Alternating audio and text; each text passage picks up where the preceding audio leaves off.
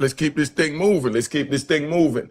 Yo, check it out, right? Keefe D, we're going to play his interrogation tape so you can hear what's going on. I want y'all to listen to it. I'm going to let that play as y'all come in. That's where we at. So, you know, Keefe D, man, we're going to ride with that. But before I even go any further playing into that, let me just say now, we got a couple of guests calling in. You know what I mean? I invited my man, Eon Williams, up here. He said he didn't agree with what I said about Marv James, that he's just a straight rat bastard all the way across the board. That's where my man Eon stands, right? But I gave a standing that I respect, you know what I mean? The part of the trial when he was telling them that I'm not trying to get my man locked up.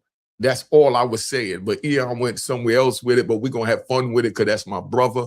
And, you know, we could always agree to disagree. You know what I mean? But that's what it is. You know, hold up. I want y'all to hear the intro.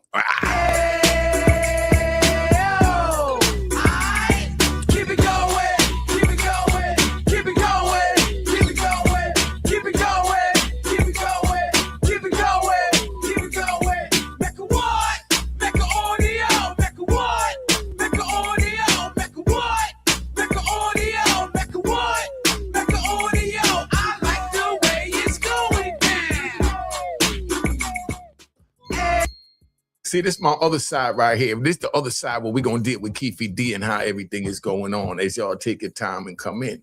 You know what I mean? I don't want to get into all that quick, but we're going to play the tape so you can hear. I don't know if I want to play the tape, if I want to just ride right now. You know what I mean? Because this is my life, so I can do what I want to do, right? Right or wrong, can I do what I want to do?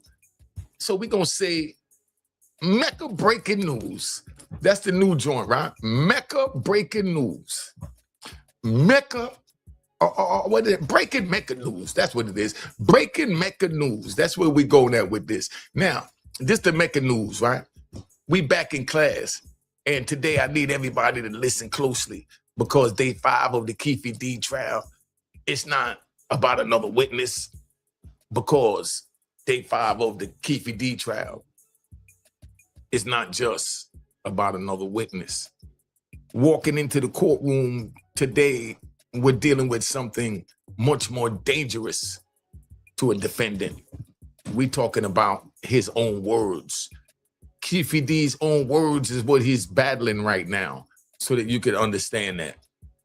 And that's what I want everybody to understand before we play this tape that I'm getting ready to play, right? So I'm going to play this joint, and you ain't even going to believe what you hear in Keefe D saying, right? Because when somebody else accuse you, your lawyer can attack that person. Your lawyer can say they're lying.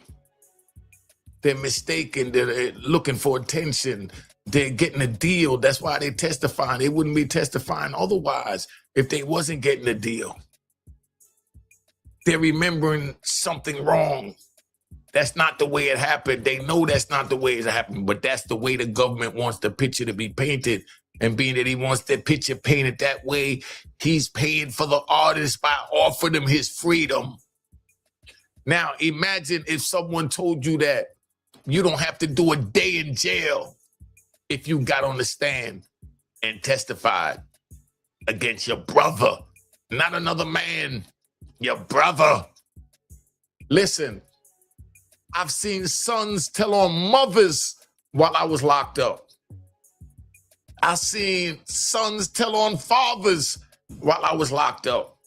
But I must say, in this new generation, this is the first time I've ever in my life seen a father testify against a son. That did not happen during my generation. A father would never think to testify against a son in a normal world. But we witnessed that. And now the question is out. What's Poof Shiesty's father gonna do? His father's from the old school, so I hope and pray he do the right thing and do not testify against his son. I said it here first, because y'all ain't even had that discussion yet. Well, we're going to find out that reality when that trial begins. That's how serious it is. They're bringing the hood to the big screen. The big screen is trying to block us out because you already know my story fire, right? Let's ride. And I'm going to keep it 100. We're going to ride. I'm going to keep it 100, right? Back in the 90s when hip hop was just coming in, we was coming off the Black Power movement when we instead of wearing diamond chains, we was wearing leather medallions that got Africa, that got the fist on it. That's what a black man wore in New York City. They took off the big dookie rope chains and put on the Black Panther joints. And then came Tupac. That fell right in the step with that. And then came hip hop. And that's when a little gangster music stepped in. I'm talking about the time before there was ever a gangster rap label in New York City. Y'all act like y'all don't understand that you living through history right now. Our history is so powerful. It didn't take 100 years before they want to look into it. They're looking into our history now. And that's the hip hop history that has a birth date of the 70s. What's that? 50 years? 50 years? People are still living that remember these times. And that's why I don't want y'all to think that the video that I made letting it be known that, you know, I'm the right one that wrote the hey and the ho and the hey ho and all that in the joint and the AOI and everything else back in the 90s because I had Club 2000. I'm doing my thing, Mecca Audio, and we had the city on lock. And everybody was down with Mecca Audio. And Mecca Audio made sure everybody eat. So I wasn't going to Tretch. I respect Tretch. Let me say that off the rip. Because, you know, these rat bastards and flip-flop wearing and public trolls, they like to take a ride down, you know, some old negative lane. No. I'm going to tell you one ride. This one ride. I even had to tell Tretch this when I ran into him. I never met Tretch back in the day on a personal level, but we hung out and all that over at Club 2000, over at the gas station on 155th. And I had pictures for everything because I had a cameraman that held a big-ass camcorder on the shoulder and had another nigga that held the camera. And if the camcorder didn't come, the camera came, something came or something was getting fired. So I got pictures of everything I'm saying. Tretch was the man back then. I saw Tretch when I was in Miami, Florida at Luke Skywalker Club across the street from 5th Street that I had a big interest in with my man Manaman from Granny B's for my people in Florida. 5th Street on the beach. I'm not even going to get into the role I played in that as yet. But big shout out to Manaman. Official gangster. Granny B's, y'all know. But this how the live is going, right? I'm going to just keep it 100. I don't have time for the bull crap. When I tell my stories, I'm telling real stories. They freaked out when I went on, what was that? Vlad that said that I saw Michael Jackson freebasing. Dude, everybody was freebasing back then. Millie Jackson, Isaac Hayes. Everybody was freebasing back then. It wasn't no big secret. Remember, Richard Pryor caught on fire freebasing. That's how y'all got hip to it. But on the underground, if you was freebasing, it was equivalent to you smoking the best weed they got out right now. That's what freebasing was back then. I remember when freebasing, it was freebasing in the clubs. In the back of the club, the owner would allow you to go back there and rent you a little butane torch, and rent you a little cooking bottle, like a perfume bottle that they used to cook a little gram, 2-3 grams in a bottle, chop it up and smoke it in the club. Welcome to Studio 54. Welcome to Disco Fever. I'm just telling y'all the real. And then, of course, underground, they had the joints that was doing their thing. You know, but like I said, you know, we riding. Because it's my live and we riding the way we want to ride, and it's the way it is. You know, so we over there at 155th Street, you know, and Broadway, and, you know, Tretch pull up with the gold 300E. Remember that gold 300E, Tretch? You know, everything I say is facts. You know what I mean? And nothing I say is to disrespect them, so let's get that out, you rat bastard, flip-flop wearing in public troll bonds. But Tretch pulled up with that joint looking fire, with the 3-piece gold BBSs in Harlem, up in Washington Heights on 155th and Broadway. And he pulled over to get gas, and he told Tupac to go ahead and pull it over closer to the thing so that the gas pump could go in it. And Tupac got in to pull up in it. And then when he got in it, he backed up. You know how even the person ain't used to driving, because back then Tupac ain't had no car. I'm just keeping it 100. We ain't talking about the death row Tupac. I'm talking about the Tupac. Tretch, you know what I'm talking about. You know I don't do no faking. Now, I'm talking about that Tupac. So Tupac backing up, pulling up, backing up, pulling up. He just happened to be in the car. He just want to move the stick shift and keep it moving. And then he scratched up Tretch's rims. Them BBS that cost like $3,500 a piece. Tretch scratched them on the side of the divider by the mobile gas station on 155th Street and Broadway, 2 blocks over from Club 2000. I'm standing out there. Remember, Redman was there. Let's keep it real, huh?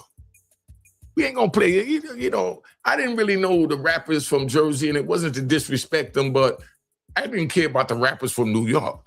You know what I mean? I think it was Redman that was out there, but they out there, they got into something, and you know, I'm gonna stop it right there because I want y'all to understand that this thing is real when I speak these games. But anyway, I see Tretch down in Miami. Well, let's ride back down to Miami.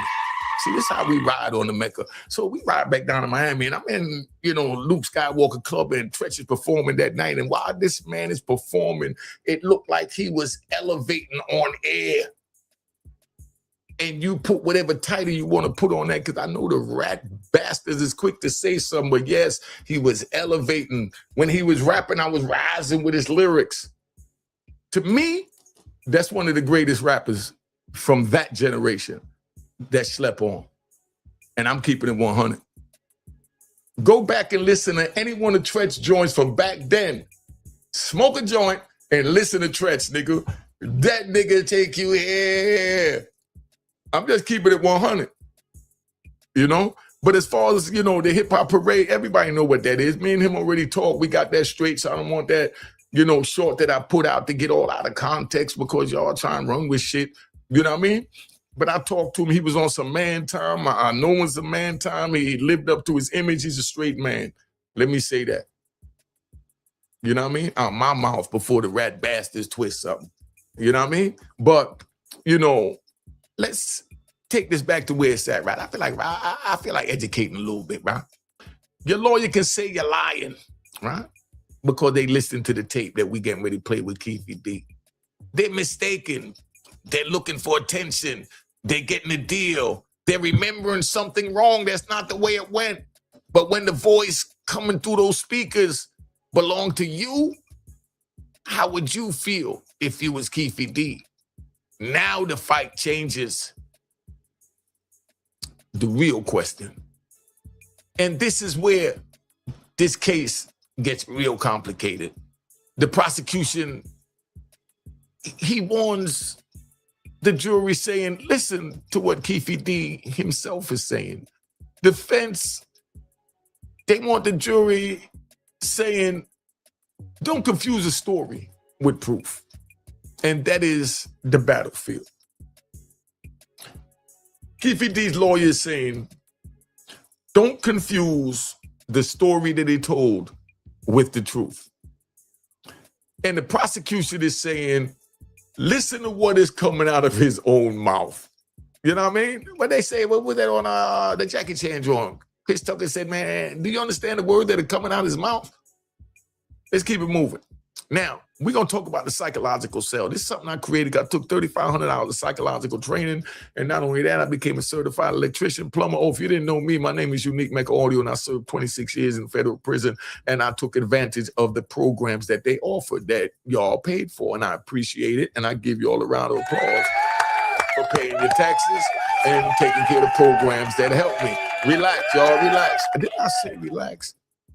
From these programs, I was able to create this to try and help your children right now. Now, this is what I call the psychological cell. Imagine sitting at the defense table while a younger version of yourself is talking through courtroom speakers.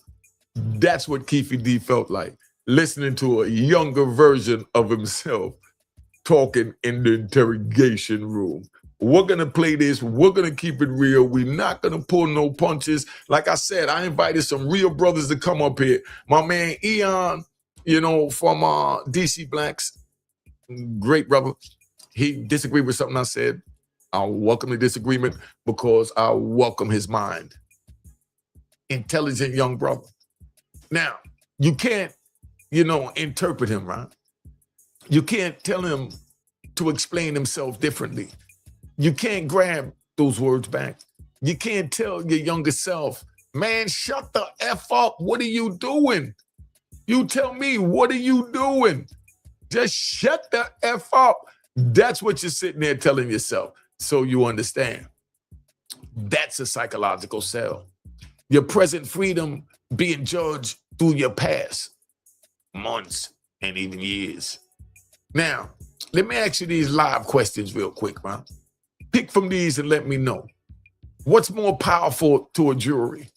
A witness accusing you or hearing your own voice tell the story that the prosecutor's painted? Let me say that again. Hold up. Somebody calling, man. Hold up, man. Hold up. Yo, hello? Yo, I'm live. I'm on the air right now. You calling in for the show? You just calling. We can call back another time. What up? I calling you for the show, man. What up, son? Where you from? Where you calling? Let it be known. We calling. I'm from Charleston, South Carolina, man. Keefe D, stupid motherfucker, that lawyer, stupid motherfucker, bro. Yo, watch the MFs, though. Watch the MFs, son. Yeah. All right. Yeah. All right, bro. Yeah. All right, go ahead and have your business. All right, tell them who you is, son. Man, I'm from Charleston, South Carolina, man. My name is Jay Black, man. Charleston, South Carolina, man. Hold that shit down, man. Watch my dog. My dog live and got it going on. You already know. All right. All right, one family. So that's where it's at. The number on the screen work. I'll answer whether we on here or not, but just to let you know, Ron. So now, what's more powerful to a jury? A witness accusing you or hearing your own voice? Now, the next one, can somebody tell the same story enough times that the story becomes evidence? Could Keefe D have told this story enough times that now it has become evidence? Now, if Keefe D exaggerated years ago, how does the defense prove that now? Put that in the comments. That's what I want to know. Now, if y'all don't understand, this is the hood professor speaking, and y'all in class. So when I ask you these questions, I really want your opinion because I want to know how you think, because I know my twisting is twisted. I'm not trying to have you think like my twisted. So I'm trying to get like you're straight. So I need y'all to put in the comments and educate me, because I've been going 26 years and I still look at it like it's 92 or 96, that you never get on the stand or tell on nobody. You die first. You take a life sentence first. Now y'all debate that topic. But you must debate it amongst yourself. I can't have a conversation about that because it's just black or white. Either you're a man or you're a bitch. That's it. From the street level. But all that trying to justify why you want to pull your skirt up and tap dance on the other side because you got kids and your career is doing good. Nah, that's still being a bitch. I'm just keeping it 100. Ain't no names on nothing. I'm just letting y'all know what the rules is because y'all done stepped into the class. You know what I mean? So now, can somebody make money from telling a story and still be telling the truth? What would you be watching closer? The tape they're getting ready to play or Keefe D's face while the tape was being played? What are you watching more? His face or the words coming out the speaker? You know what I mean? What would you be watching closer is all I want to know. Now, the jewel in there, I ain't even give y'all a jewel yet, right? Let me give y'all a jewel real quick, right? Words may leave your mouth in seconds, but consequences can wait decades before bringing them back. How many people destroy tomorrow trying to impress somebody today? That's what we want to know. And now I feel like playing some of the tape. Let's hear what Keefe got. We're going to listen to Keefe D confession in his own words. So I'm going to tap off the screen, let y'all listen to it. But, give people a chance to tap in and see what we're working with. All right.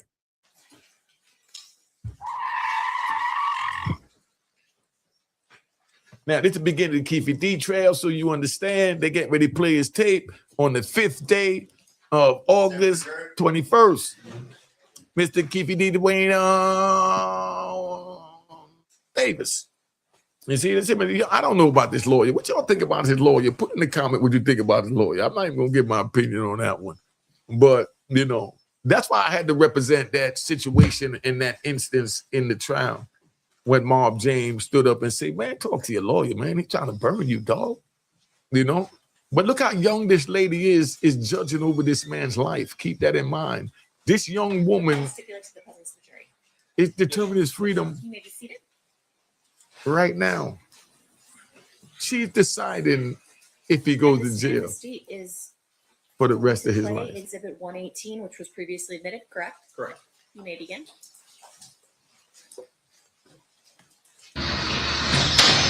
Keefe D's tape in his own words. Let me tap out. Under that number 960907-2063. Investigation of the murder of Tupac. Date and time of occurrence is 9/9/09 at 12:20 hours. We're in an LAPD office called LA HIDTA, HIDTA. With me is Detective Dupree with LAPD. Yo, we said they in a place called LA HIDTA. HIDTA what? A knuckle? They in a place called LA HIDTA knuckle. Yo, this, it can't get no crazier than this. Going into the interview. Person who is last name Davis, first name of Dwayne Keefe, also known as Keefe.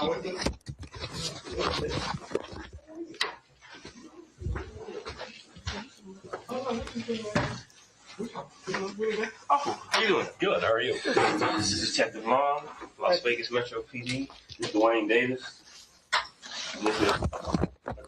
Hey, yo, you see the way they introduce him like he's a friend? I want you to listen, right? So y'all understand how interrogation goes. See, y'all just listen to this on all the channels. You just listen to it. I'm going to break it down. This is how they break a rat bastard. If a nigga look weak, if a knuckle look weak, you know, then they play him just like this. That's how they laughing, little bantering, little touching, little poking, little feeling, you know. No, he cipher, monkey cipher. Let's just get this thing going, man. And Wayne Higgle. Nice to meet you. Just one? Yeah, just me. Oh, shoot. Listen. We all right. We all right. How the you all right with them?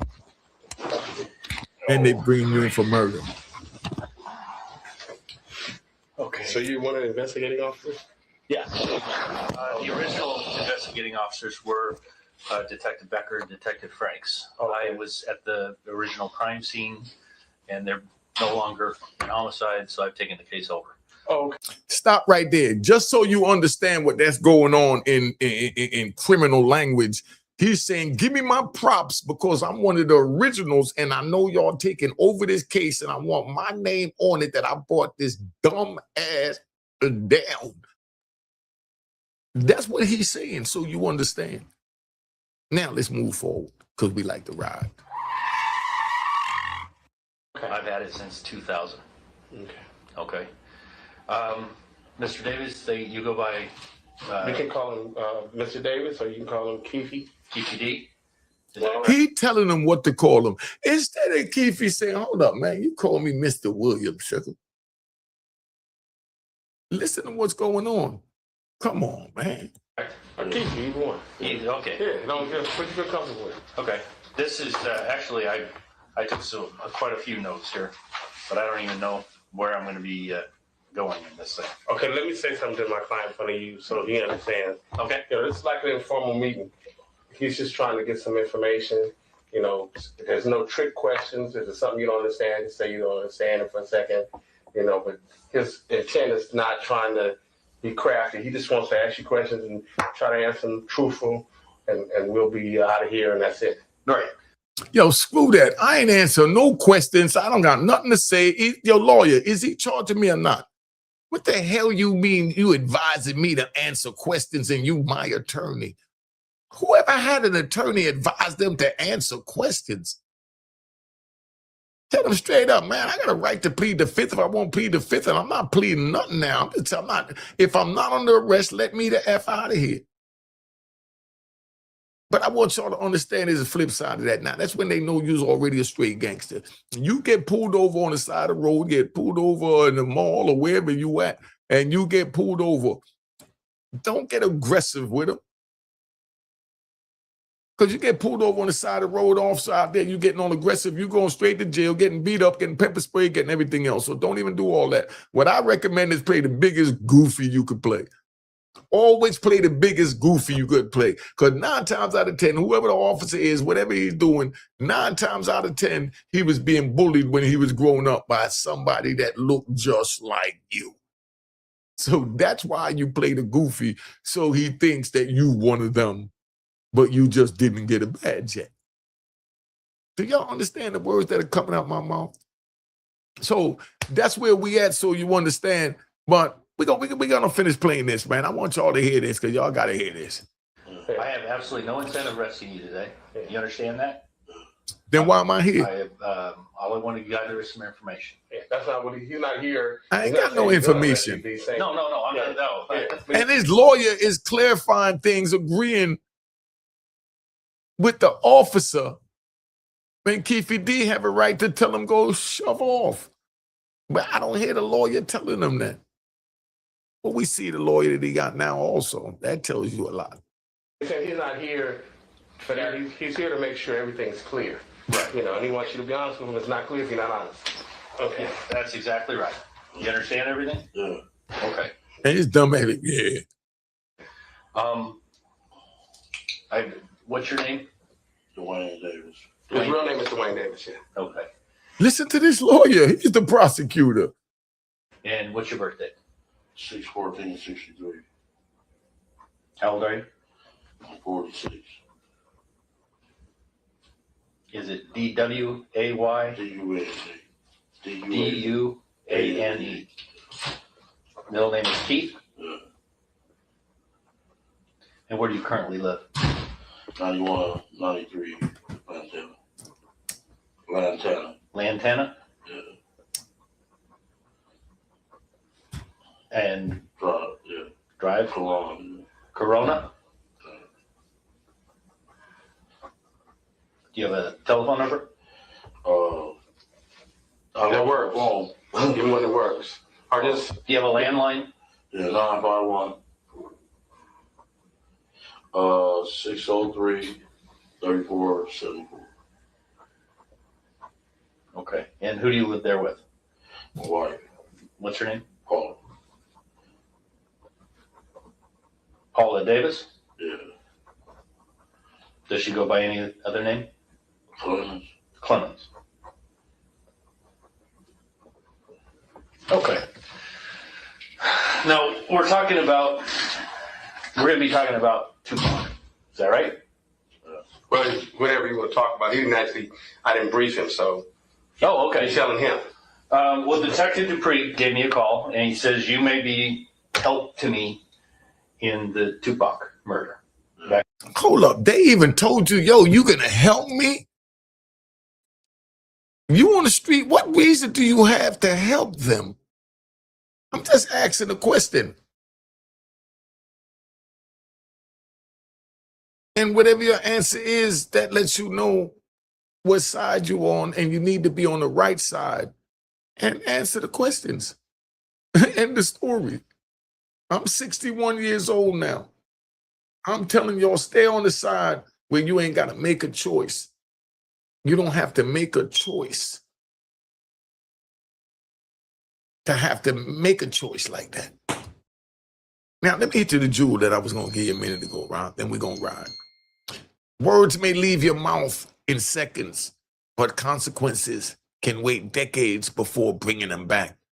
Now, I want to ask you all this. How many people destroy tomorrow trying to impress somebody today?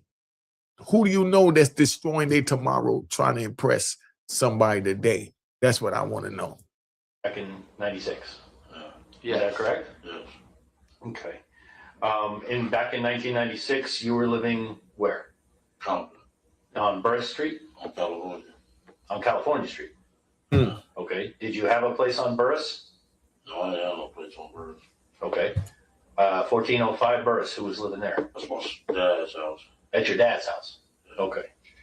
And you had other family that was also living on Burris? Yeah.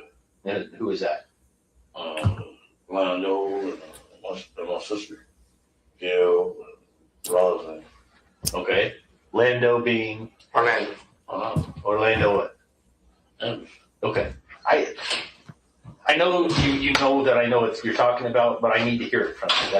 I'm going to ask you really stupid questions. I just need to hear the whole answer. Yeah. Okay? Okay, so Orlando Anderson is what to you? It's my nephew. And he went by what name? Baby Land. Did he go by any other name? No. Lando? Lando, yeah. Yeah. Well, that's what I'm referring to, because we've heard both. So I just want to know if that's the person we're talking about. Yeah. Okay. Did you have any other family over there? No. Do you have a brother? Brother.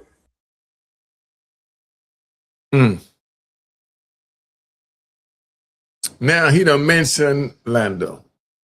Is this crazy or what? But let me ride a little bit while they get this thing right? Now, this is the prosecution's theory. Let me bring everybody up to speed before we get deeper into today's tape. Right?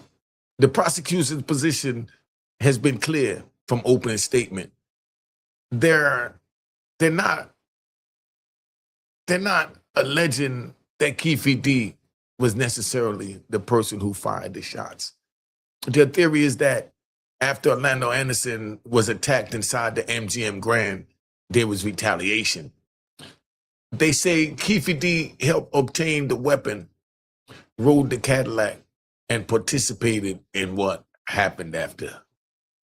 Keefe D has pled not guilty, which we already know. So remember, allegations are not convictions. The state still has to prove its case before and beyond a reasonable doubt. So you understand where we at. And right now, I feel like playing some music right now. Right? I feel like playing some music right now. Let me ride out and play some music. Let me ride out and play some music, right? Because I'm chilling. It's Friday. Yo, my man Ernie in New York. What up, Ernie? You know what I mean? So we go, what the defense is saying. The defense has a completely different road to travel than the prosecution. Their argument is basically, don't turn stories into forensic evidence. Don't turn interviews into physical evidence. Don't turn a book into a murder weapon. Don't automatically believe something simply because Keefe D said it out his own mouth. Because their position is that some of these stories were exaggerated or told for entertainment and money. Now that's important because this trial may ultimately come down to one major question.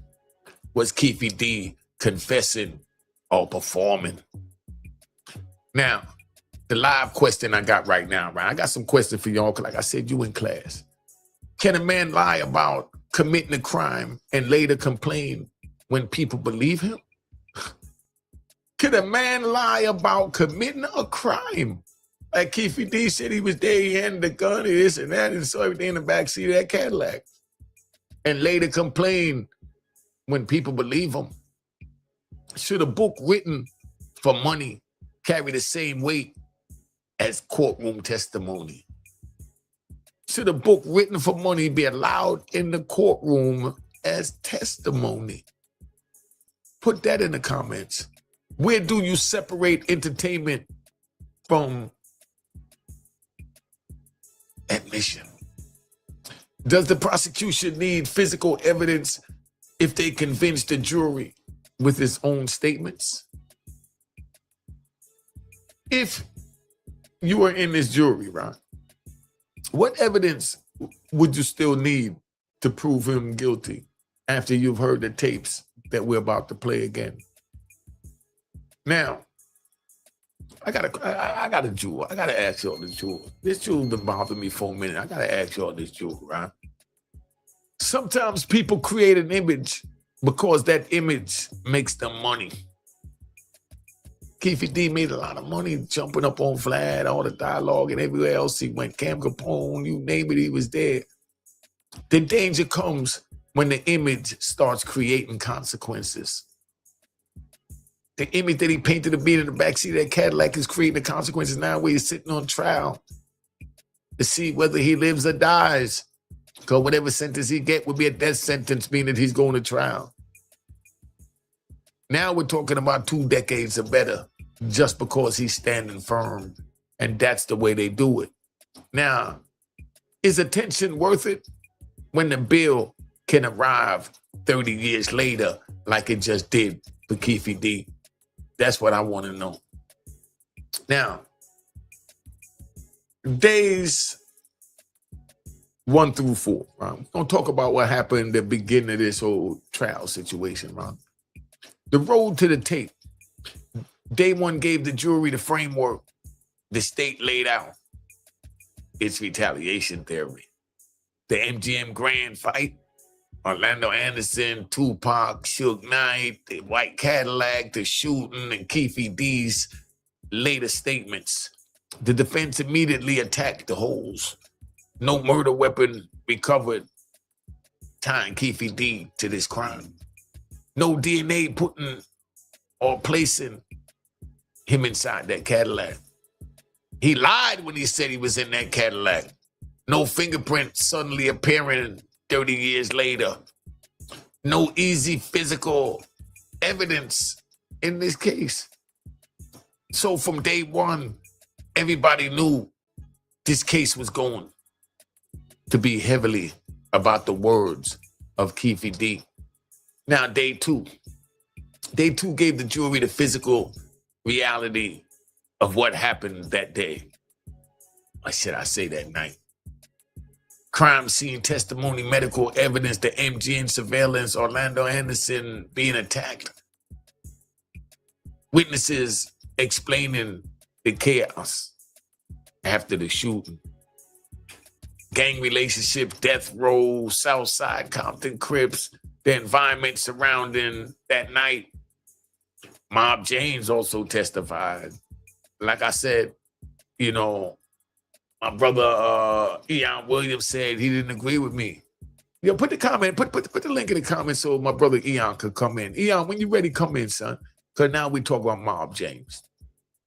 And anybody who watched him could see something important. He did not look like somebody excited about reopening his history. That matters psychologically. 30 years later, people are sitting in court answering for a night that changed multiple lives forever. Start replaying, or we're going to continue. Day playing. 3. Day 3. Then investigators started talking. Specifically living on births. I'm going to get back to day 3 in a minute. Wasn't? Okay, where did Kevin live? In 96, you're saying? Yeah, in 1996. He lived in Norway. Norwalk? Okay. Back in 1996, you were affiliated with a... Gang. Okay, thank you. Okay. You were affiliated with a street gang? Yeah. Which street gang would that be? Southside. Southside Crips. Crips. And what name? You went by the name Keefe D? Yeah. Okay. I'm being told that you were running things for Southside. Is that correct? What you think about that, Keith? What you think running things? Okay, let's say were you a shot caller? You use the street terms. Just tell them I was the boss. You were the boss. Okay, that makes it easy. All right. Yeah, I just need to understand how things work. That's it. Okay. Now, this is straight ratting. Once they ask me, we want to know how things work, that's ratting. So we understand when Mob James went up there saying about how things work, you know, that was ratting. But I'm going to explain that there's 2 sides to these worlds that we living in. In our world, there's no understanding for that. But in your YouTube world, you could do that and be all right because you was good for the moment. But once you cross that line in our world, there's no coming back. Let me say that. I was just saying that when Mob James went up there and he stood up as a man and said, I'm not trying to lock him up and I don't even like him. That's all I said I liked about Mob James' testimony, period. So if y'all sitting on the fence doing whatever, Mob James showed you how to spare your man. But Mob James still ratted. Let's get that straight. Just keeping it 100. You know, but the way he went out, you know what I mean? It's how a rat try and clean his name up. And it's not to disrespect him, it's just telling you what the code is, because that's what we do over here at Unique Mega Audio. If y'all forgot, man.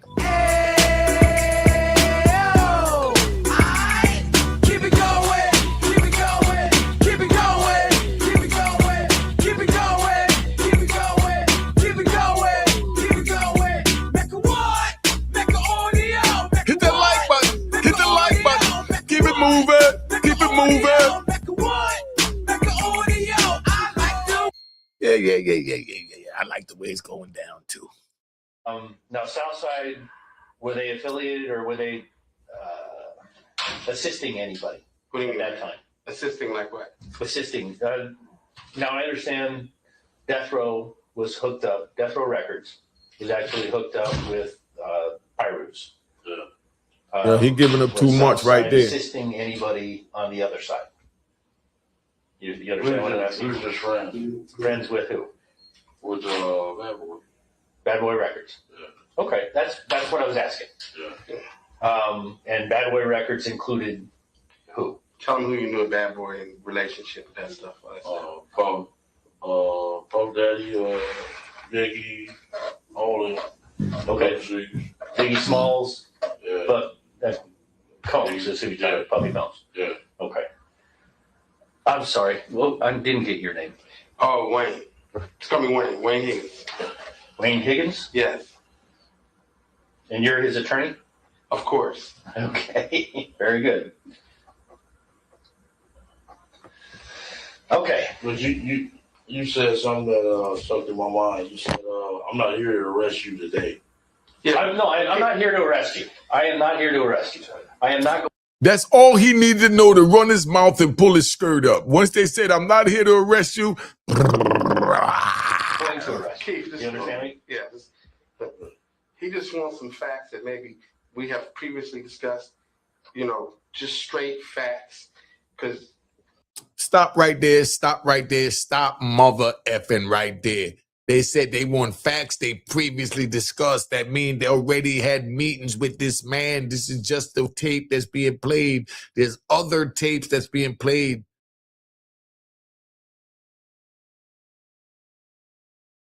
Keefe is not looking good. Y'all think Keefe D ratting or Keefe D not ratting? Put in the comments you think Keefe D ratting, man. Hold up. once you tell straight facts, it really, I don't think there's going to be much of a basis for that discussion. The reason I said that, I just want you to know that you're free to leave. I'm not arresting you. You hear That's that? what I'm trying to tell you. That's all I was trying to tell you. My wording. That's all he should have needed to hear. Get up and go. Get the yeah. What would you do? That's the question. Was for. Okay? I'm sorry. Okay? Yeah, and that's I'm going to leave. I'm going to go back to Las Vegas. You're going to leave and go wherever you want to go. Yeah. Okay? We're good Nigga, on leave. that? All right. Leave. Okay. Get out of here. I'm still building up to the night in September. Ain't no building. Get out of there, Keefe. Get out of here. And I'm trying to get some of the background information put together. That's what I'm doing. Okay. I understand that Kevin was there, Orlando was there. Who else went to California? This is where the indictment started. If this is what he did, this is where the indictment started. It ain't to bash him. It's just to point out what the facts are. If he did this, he's giving them the names. to clarify and move further with an investigation. I'm just keeping a spade a spade. Y'all, much respect to his son, but you must know what your father has done and has played out. Or met with you in Las Vegas. How should I put it that way? Tell him the people you was around when he was in Vegas. Corey Owers. What did Corey go by? Indictment. Indictment. C-Ray? Okay. And Yo, he's y'all outside. putting this crazy or what? Y'all put in the comments, man. I And, gotta break it down like it is, Okay. man. Is he still alive now? Big shout out to Harlem Legend, man. He always helped me. I like that kid, Harlem Legend, man. Andre Smith, DeAndre Smith. I remember DeAndre. That's Big Dre? Excuse me. He giving them government names and everything, man. Listen to this joint, son. Okay. Who else? Wendell Prince. Now he done told him about Wendell. Prince. They probably don't even pronounce the What did Wendell name. go by? Look, what do he go by? Win or when? When. He giving it all up. He done lost fucking with you. W-Y-N-N. Okay. Who else? T. Brown. That's Terrence. That's a big indictment he's starting. Okay.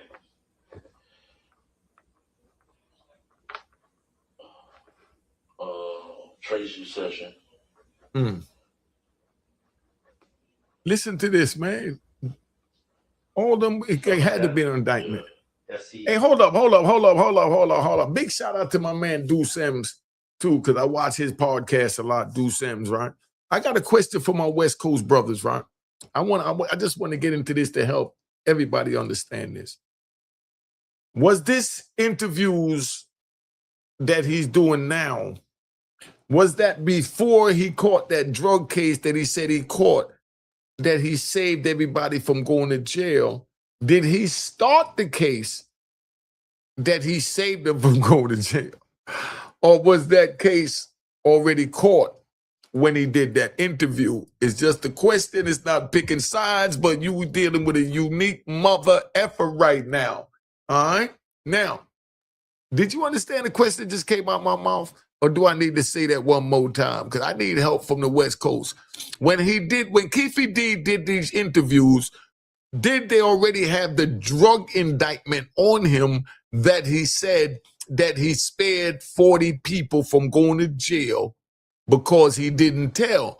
Was those 40 people a part of this interrogation list of names that was created while the feds knew to go look at them for selling drugs because he mentioned them here in this interview? Or was this before that? It's just a question. I can't say no cleaner to let you know that I'm playing neutral. I'm just trying to figure it out so I can give you all the answers what's going on, because he bragged about saving 40 people. Are these the same 40 people that you threw their names during the investigation?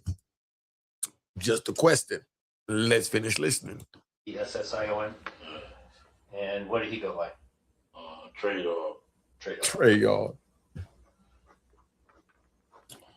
That's Southside also? No. Who is he? He's from Long Beach. He's a C student. Okay. He's Long Beach, what? That's right. Inside. Giving it all up. Okay. Anybody else go down there with you?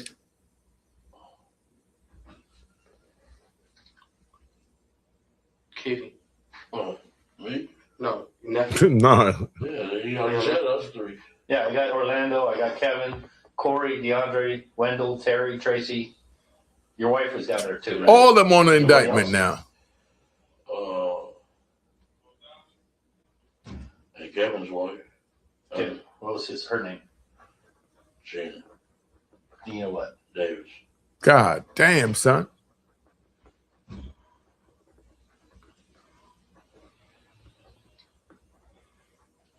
All right. How did everybody get down? I'm sorry. Was Orlando's girl down there too?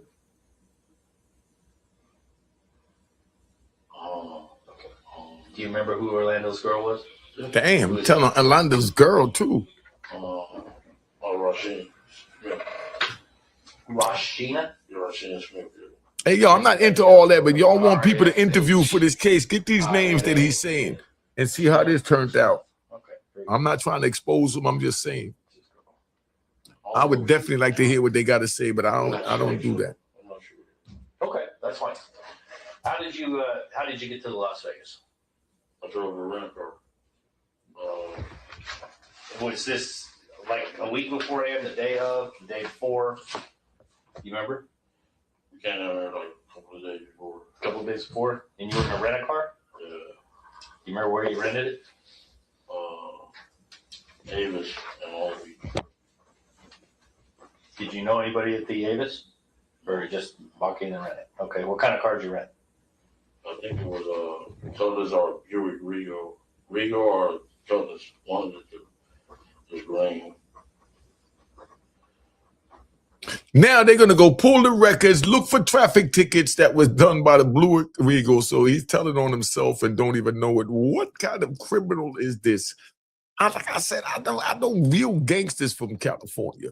I was in Lompoc, and I'm just bigging them up because these are brothers that I've seen.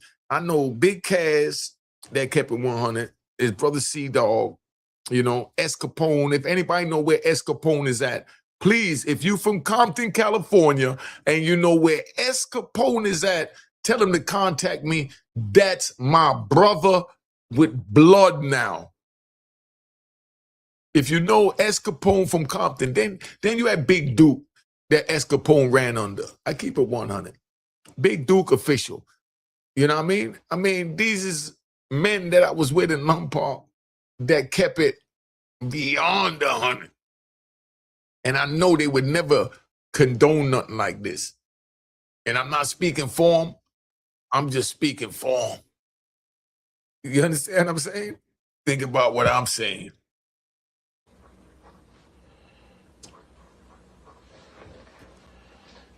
And who all rode down with you? Me and my wife. Just you and your wife? Yeah. Where did you stay? Stay at Monte Carlo. Okay.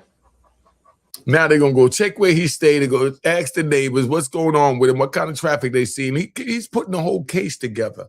This is what you call putting the case together. Do you remember how Orlando got down?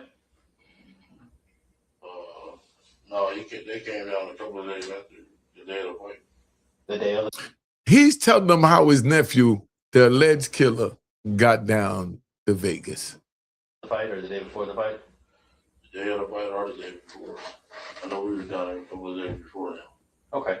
And how did Orlando get down? Him and Big Drake came. What kind of car?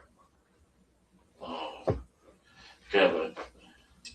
Now they're gonna take every state from LA to Nevada to see if that car was stopped to have a timestamp on that car.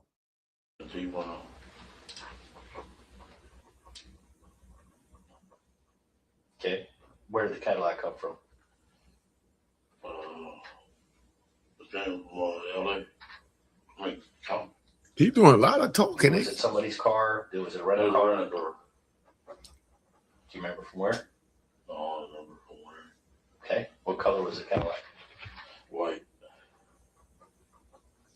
4-door, big one. You remember what kind of cab? It was a big one. 4 doors, right? Do you know where that car went? What do you mean went?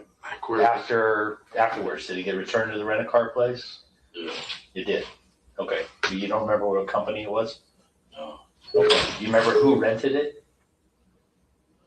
No. Okay. Yeah. Hold on. Let me answer this real quick. Hello? Who this? Hi, I look at your show. All right, well, you're being recorded right now, so you know I'm doing it live. You got something to say, you could go ahead. We talking about Keefe D's trial and him testifying, and we listened to the tape. But go ahead. What do you have to say, sis? I just feel as though it's corrupted. The whole scenario is corrupted. Why do you say that? It is just You can just tell by how the way the case was worked. I just feel as though the police department hid this information for a reason, whatever the reason is. I don't know. Okay, where you calling from? Texas. Okay, all right. Texas in the house. Do y'all agree with it or not agree with it? Keep it moving. The phone number on the screen works. I answer the phone. Call in. Put the link in the description. So we get the link in the description. Put it again, even if you put it in the beginning, so they ain't got to scroll to look for it. But thank you for calling in, sis. Thank you. All right. All right. So that's where we at now. Then investigators, I feel like hearing some music right now. You know what I mean? I feel like hearing some music right now. Then investigators started walking the jury through Keefe D's earlier contacts with law enforcement. The investigators started playing earlier recordings of Keefe D walking them through contact with law enforcement. And here's where something becomes important. Early in the investigation, Keefe D had denied involvement. Then years later, the story became much more detailed. He remembered everything. Then contradiction is going to matter tremendously.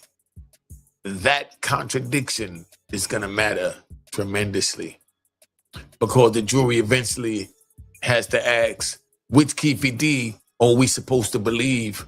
Now then day 4 came. We just doing a recap of the trial so you understand what's going on. And yesterday was huge. The jury heard that 2008 interview. And in that interview, Keefe D described the Cadillac. He described Orlando Anderson. He described the gun moving towards the back seat. And he identified Orlando as the person who fired the shots from that tape. Right?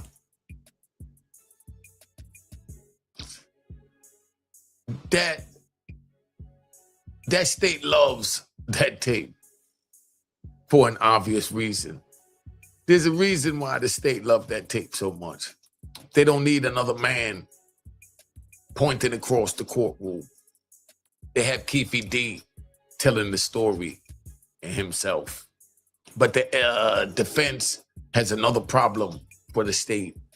That conversation happened under circumstances involving cooperation with investigations where he thought that he had the queen for a day and he continued to talk after that day. He heard Greg Keaton talk, he said. So he said, well, I could talk if Greg Keaton could talk. But you're not a cop. You work with the cops, but you're not a cop.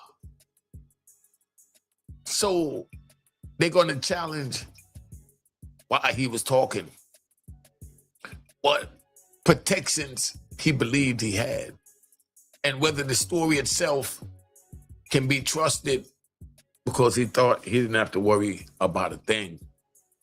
Now, I got some questions for y'all, right? Because you in class. Let me ask y'all a couple of questions.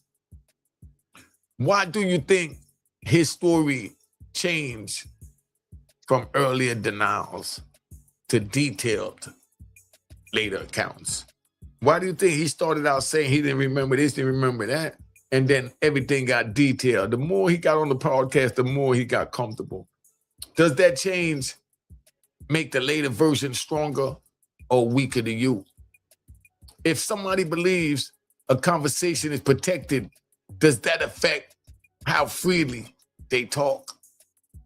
Does knowing details prove participation, or could somebody know details another way? After 4 days of this trial, who do you think has a harder job? The prosecution or the defense, from what you have heard so far? Now we're going to deal with the jewel. The street may forget conversations. Investigators, they don't. Paperwork don't. Recordings don't. That's why the smartest statement sometimes isn't the toughest statements. It's silence and legal counsel. Now we're going to talk about where we at today. Now we at day 5. Been on here long enough. I'm having fun, but we got to ride. Now, before we get into day 5, let's go back to here, man. This is what helps me. If I have facts, I can corroborate everything that's said to me. It makes everything look better. So that's what I'm doing. Is I'm trying to build up things. There's a lady, she died though. She passed away. What's her name? Who's he related? Harris. The rental car lady at the rental car place. No, she the one that rented for her. Who she was related to somebody? She was friends with somebody, something in the family, somebody from the hood. T. Brown. T. Brown's girl's mother, something like that. Yeah. T. Brown's girl's mother. You said she passed away? Yeah. The Harris lady did? Yeah. Okay, deceased. Do you remember the girl's name? T. Brown's girl? I don't remember all. It's been a while. I don't remember her name. I want y'all to listen to this carefully. Hit the like, hit the hype, and everything else. Just keep it moving. Was her last name Harris? I think so. Yeah. Okay. You remember the first name at all? No. Jeez. I'm trying to remember. You said Tisa or Teresa? I don't know, sorry. He was just guessing. I don't think he. Yeah, I'll get back with you on that. All right. Okay. And then who else from Compton went down? Just the people I gave you. Okay. Any other vehicles? Oh, wait a minute. How did Kevin get down? They went down in the van. Where did the van come from? I think Corey people had rented it. Corey Edwards people? Yeah. Did Corey drive with Kevin? Yeah.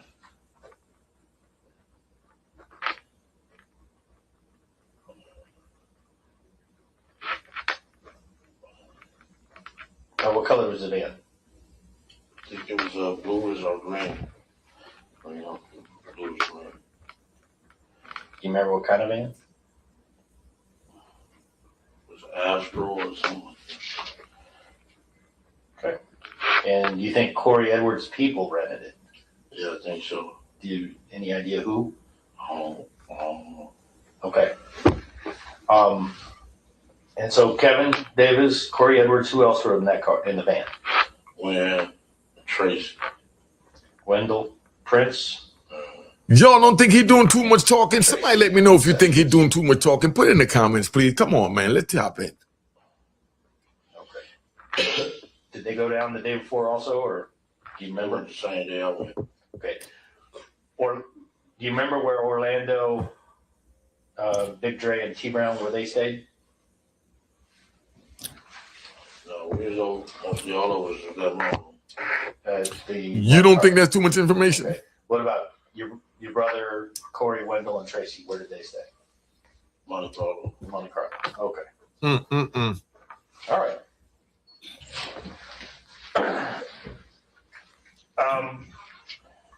Tell me a little bit about what the problem was between Bad Boy and Death Row. Can you give me any history on the problems they had? They had one Big Jake in Atlanta. Big Jake in Atlanta? Yeah. What happened to Big Jake? Got killed by Wolfie. Okay, who is Big Jake affiliated with? Campanelli Park. Pyros. He was with Pirates. Yeah. Which park? Campanelli. Okay. And Wolfie was with who? He from New York. Look at that. He telling on my man Wolf. That's a damn shame. A matter of fact, that's a doggone dirty shame. Bad Boys. Okay. And that murder occurred when? It was a murder, right? Yeah. Was it 95 or 94? 95. 1995? So this had been approximately a year before anything happened.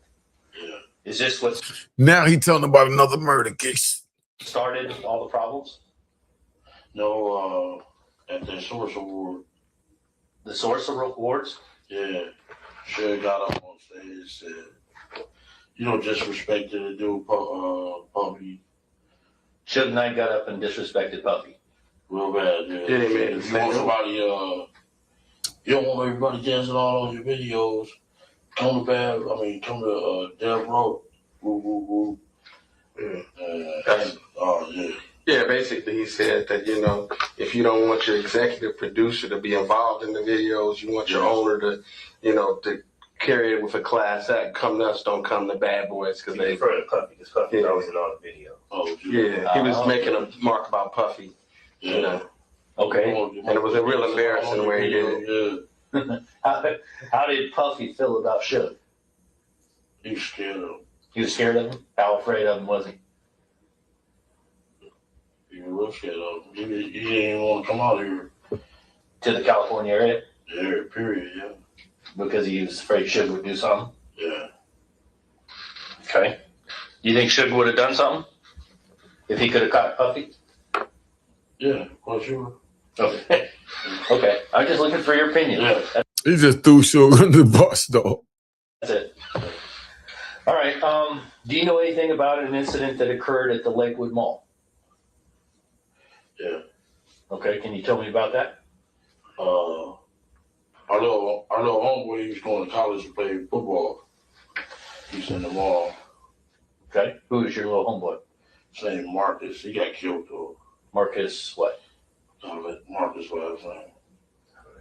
I'm sorry? Hunter. Marcus Hunter? Yeah. And he was playing football where? He had a scholarship. I think one of them Arizona schools. Okay. And he was at the Lakewood Mall? Yeah, he was getting some apparel to go to college. Okay. He was up there by himself, but he had called everybody else to come because they was coming to buy the stuff for him. Everybody being Everybody from your clique, Our clique, yeah. gonna help him out with the school. Was Win, Big Dre. I don't remember who all, but it was like 5 of them, 6 of them. okay. But the guys was already there. What guys? The Death Row guys. Do you remember who they were? Or do you know who they were? I don't remember. It was young. I'm older than them dudes, you know what I'm saying? Right. But they said one was Trayvon Lane. Who else was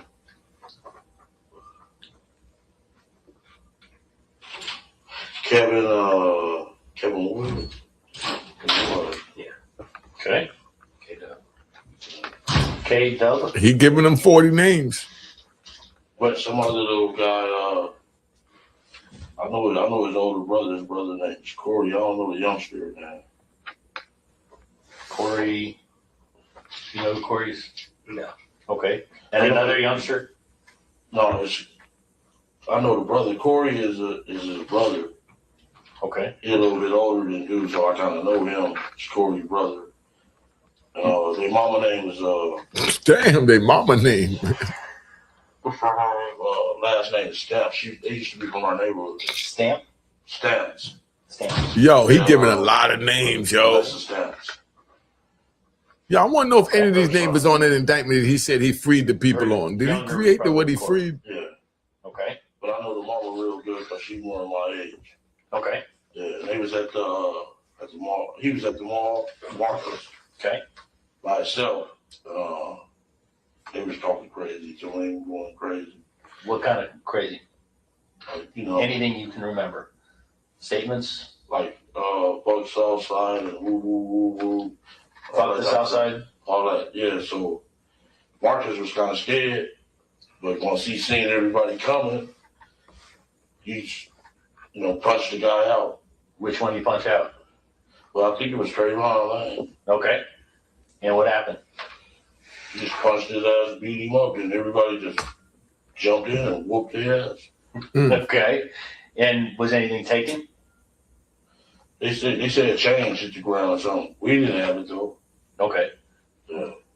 Do you know who said, you said a chain? They said a death row change.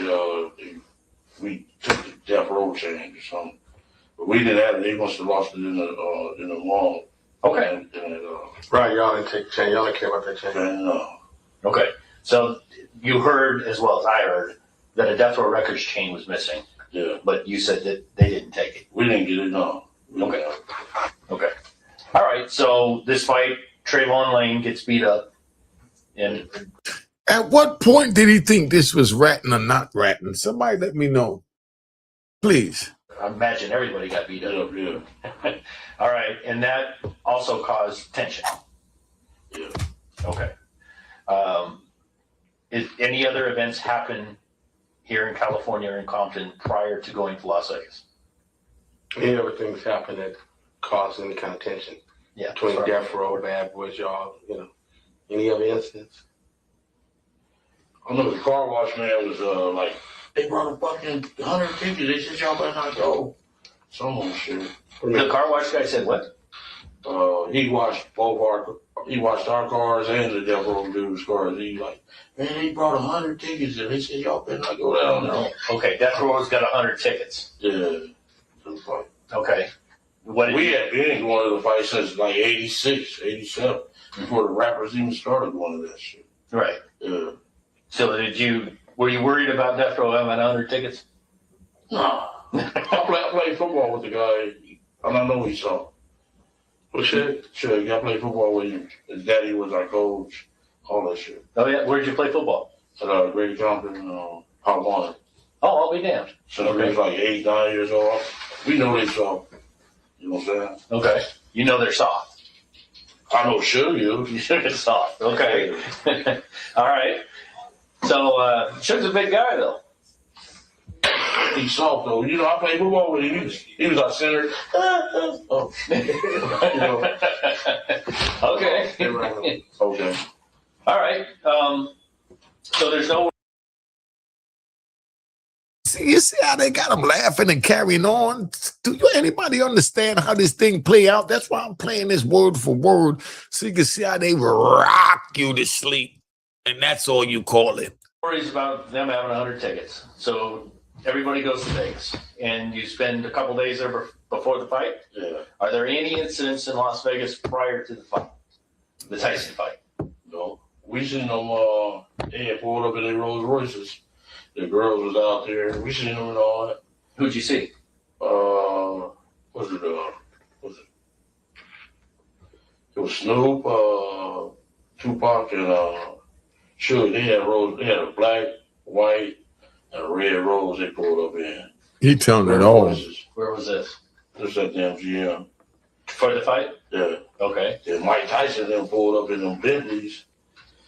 And Worry, Mike Tyson, and what's his name? Don King. They pulled up in their Bentleys, and all the girls ran from their Rolls Royces to these Bentleys. You know what I'm saying? Yeah. Them things looked like Hot Wheels. They were so pretty. You see how they laughing? Them things looking like Hot Wheels. Hey, Kiki, spy with me, Kiki. You remember anything about what Suge or Tupac were wearing when you saw them pull up? You remember it all? Okay, that's fine. This was like the day before. The day before the fight itself? Yeah. Okay. So there was a big entourage, girls running everywhere. Yeah. It was pretty good circus going on. Yeah. Las Vegas circus. All right. So the night of the fight, where did you all meet up? Everybody in your family? Yo, make sure the link is in the comment. If y'all want to come in, the link is in the comment. Went in the fight. You actually bought them at the door or outside the door? Yeah. No, it cost you an arm and a leg. No. I was in prison with this guy that was one of the head scalpers around. Oh, that'll help. And I kind of had his back. He was young, you know, and so he just gave me love when I bought the ticket. Oh, well, good. There you go. What's Sammy? My Sammy is his little nephew. Williams. They be at everything, in front of everything. Okay. All right, that's fine. I don't want to go into there. So did you get all seats together? No, he separated. We was all around the thing. Okay. Then after the fight, we went into one of the restaurants. MGM. Okay, short fight. That was real short. So, You remember you have any idea what restaurant you went into? no, it's only It's on the video. They want to know the restaurant and Yeah, everything. okay. And who was with you when you went to the restaurant? Tell them everything else. Everybody except Lane. Everybody except Lane. Where was Lane? I guess he was still coming from the fight. Okay. What was, you remember what Lane was wearing? What's that jersey? Dan Marino. Okay. All right. And what were you wearing? Oh shit. You hear just That's laughing. fine. That's fine. So were you present when Baby Lane had the problems? No. Okay. Baby Lane told you what happened? No, some other guys came to the restaurant and told us. Who are the other guys? Some East Coast guys. Okay. What's his name? What's his name? East Coast. The one with, no, the Crip dude. That's on the East Coast? East Coast Crip. Oh, Trey. Not Trev, what's the other boy? Oh, Light skinned kid. He had in Paramount. oh. Anthony. Trey. Yeah. Yeah. Anthony Trey. That's what I say, Trey. Okay, Yeah. yeah. He's from East Coast. He out here. Anthony Trey. T-R-E-G-G. T-R-E-G-G-S. Mhm. Is he the one that was present when Baby Lane, he came up and helped Baby Lane after? Yo, he ain't telling too much. Somebody let me know in the comments. He told us, oh, man, he just jumped on Lane. Okay. Is Anthony a little older? Was he a little older in 1996 is what I'm saying? Nah. Older guy. No. There's a male, a little older, wearing a white shirt that comes and helps Baby Lane after the beating, right after the beating. He stands there with him, helps him get Zip? I don't know. Does the Zip come over to you guys after that? Was he with Lane when they walked up? Or was he? When we walked up, we seen him. Okay. Well, maybe it was Zip. Okay, who's Zip? Zip as in Z-I-P? Damn, son. He from New York. One of Puppy Boys. Okay, do you know his real name? Von Zip. Oh, that's his moniker too, Von Zip. I think it's Eric Martin or Equan Williams he goes by. You're killing me. Martin Eric Martin or Equan? Williams. Okay. And he's from New York. Yeah. And he was he hanging out with you that weekend? Yeah, we are. Okay. Richie Rich. Let's hear him out. Richie Rich. Richie Rich. Oh, okay. He's from New York. Wedo was there. Wedo. Yeah. In like New name. Hispanic Wedo? Yeah. Meaning white boy? Yeah, white boy, but he is black, but he real light skinned. They just call him Wedo. Okay. Do you know Wedo's real name? No, New name. Okay. Richie Rich, do we have any idea what his real name is? He's from East Coast. Something like that. Richie Rich. Yeah. I think he got 30 years. He put all these dudes under investigation. Richie Rich did? Yeah. 30 years for Drugs. okay. All right. He told me the criminal history and everything. Okay. I'll be able to look that up. Anything on Wedo? Anything I think he's from the Bronx.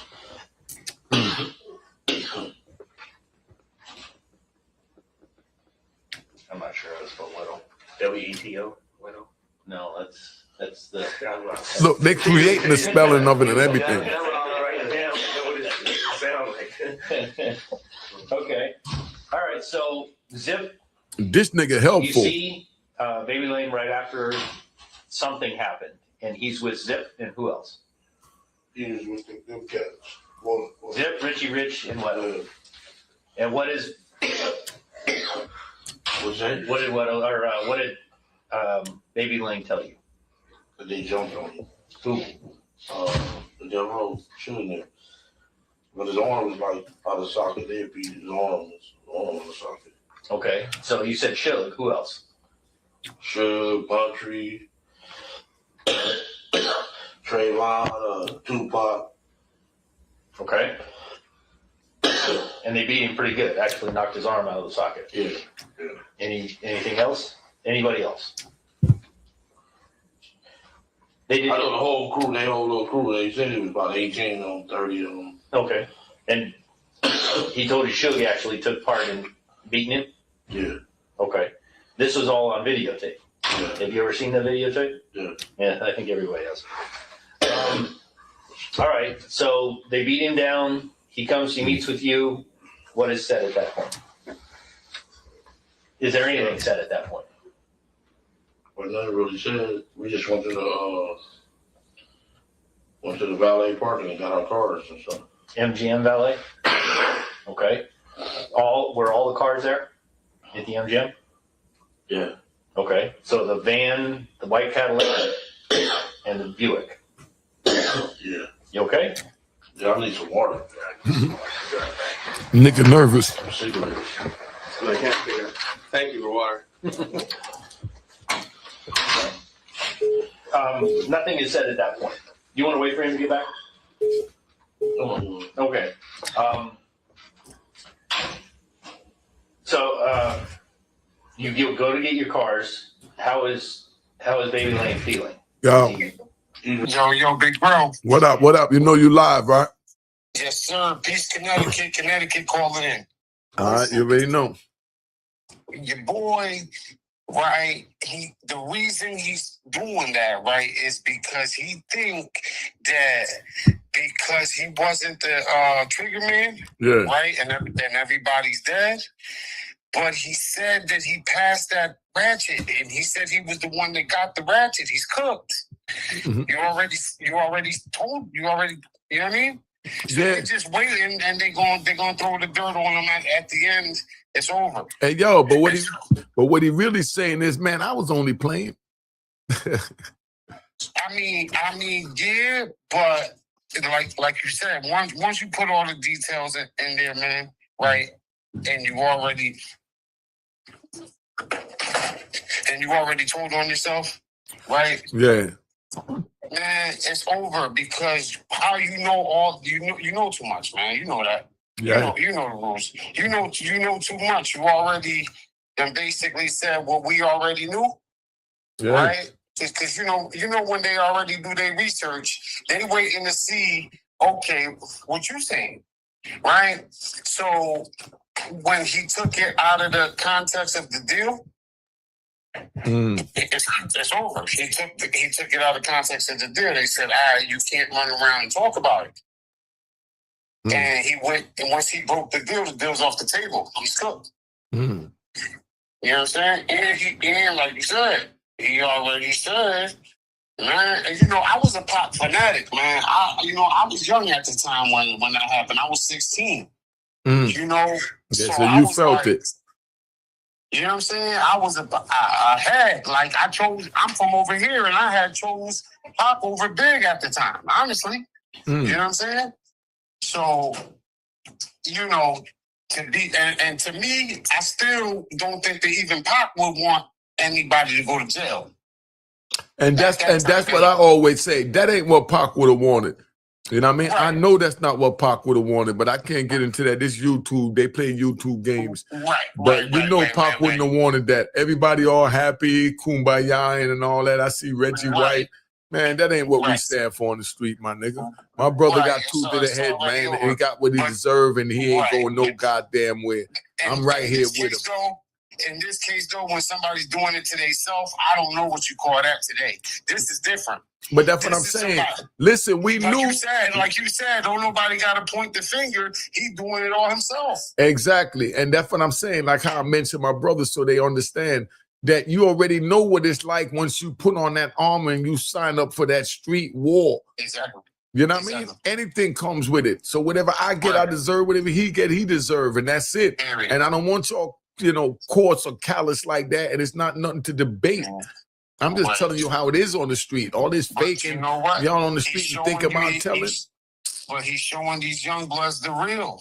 Yeah. Your hardest OG that you think is your hardest OG, the one always talking that talk. Yeah. When you sitting there smoking and drinking, right? And he's calling all the shots. He's the one taking every. See, we're showing you right now that what that whole life comes with. Yeah, hold up. I gotta play this tape. Hold up. Let's get this. Yeah, hold on. You ready? Yeah, so you go to the doctor and stuff. Oh, he wants to go to the hospital. Yeah. Okay. Is he angry? Was that? Was he mad? Yeah. I would be pissed. Yeah. I'm trying to. Did he say anything? You didn't say nothing. You just mad. You like, I need to go to the doctor, man. Okay. So you go out to the cars. What is Zip and Richie Rich and Weddle? What are they driving? Did they go to the He in that black Vans. black Mercedes? Yeah.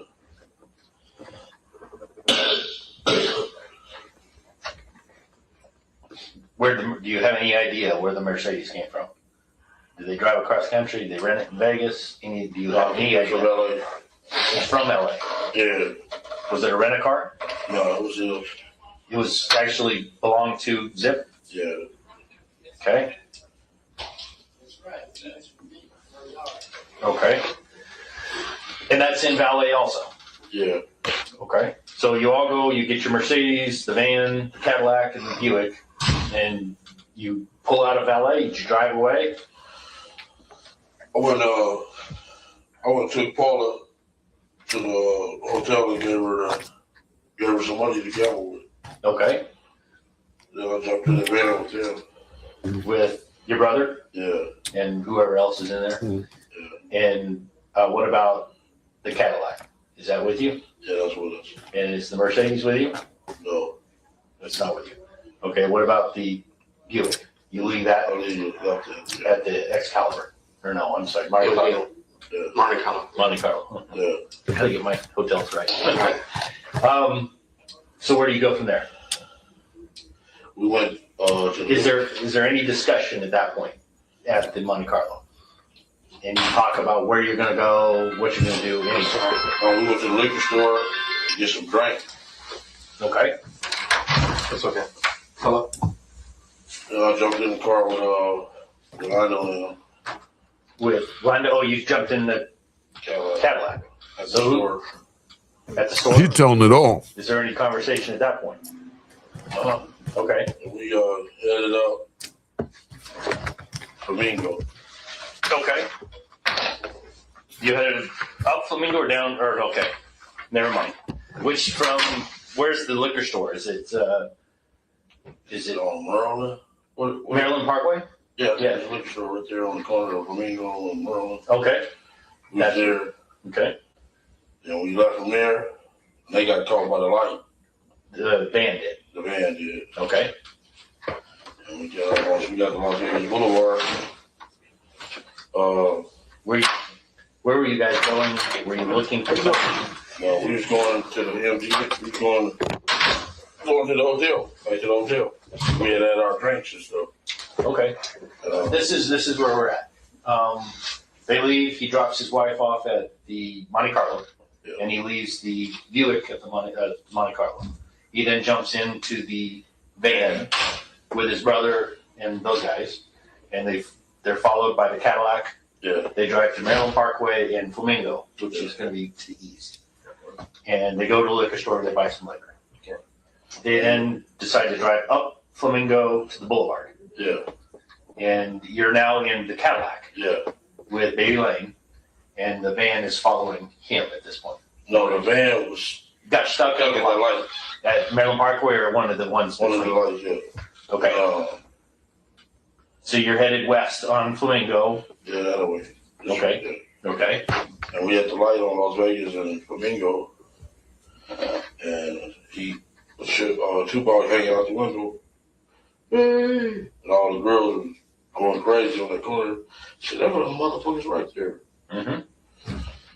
And hooked a U-turn, went on the side, passed by all the cars. Okay. This right here is Cove Island, and this is Flamingo. Okay. Yeah, This Maryland Parkway is down here. The boulevard is right here. yeah. Okay. So you drive all the way up. You see Suge hanging out the window. See Tupac hanging out. I mean, sorry, Tupac. Yeah, Suge wouldn't be able to do it. Tupac's hanging out which side? Passenger side. Okay. Did you see who's driving at that point? Yeah. Who's driving? Sure. Okay. Anybody else in that car? No, it was just empty. What kind of car was it? 750 BMW. Okay. Are there other vehicles in line with them? Yeah, a whole lot. A whole bunch. You remember the vehicle right behind it, or do you? Was it a black jet or an SS Impala? Okay. Then there was another BMW wagon. It was on the other side. So it was about 18 cars. Okay. All right. So you come down. There's a turn lane to go this way, and there's actually 3 travel lanes, and then there's a lane to go this way. What street is this? This is Cobalt. This is Flamingo. Okay, we The boulevard is right here. Las Vegas, and we came this way, Right. made the U-turn, Okay. And you're now behind the entourage. Yeah. Okay. and we pulled up on the gutter lane, Okay. pulled up on the side of it. Okay. Were you in the gutter lane, or were you? We was on this lane, the right-hand turn lane, right here. Okay. And you're in the white Cadillac. Who's in the white Cadillac? E.T., Lando, and Drake. Okay. Let's start with you. What seat are you in? On the passenger seat. Well, which passenger seat? Front or back? Front. Front passenger seat. Who's driving? T-Brown.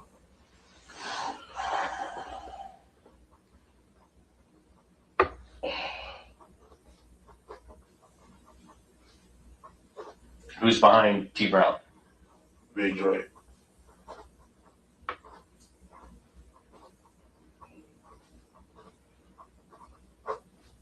And I guess Orlando would be behind you. Yeah.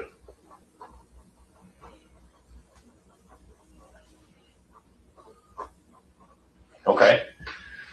And you drive up on the gutter side, and the BMW, the black BMW with Shogun Tupac, are in a travel lane, Yeah, they're in the second lane.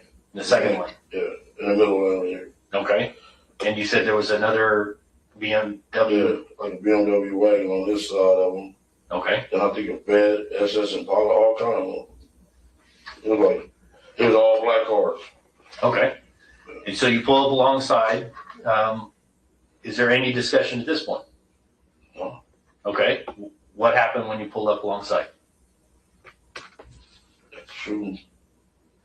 No, you're not being clear. He asked you, you said got to shooting. What do you mean got to shooting? Who got to shoot?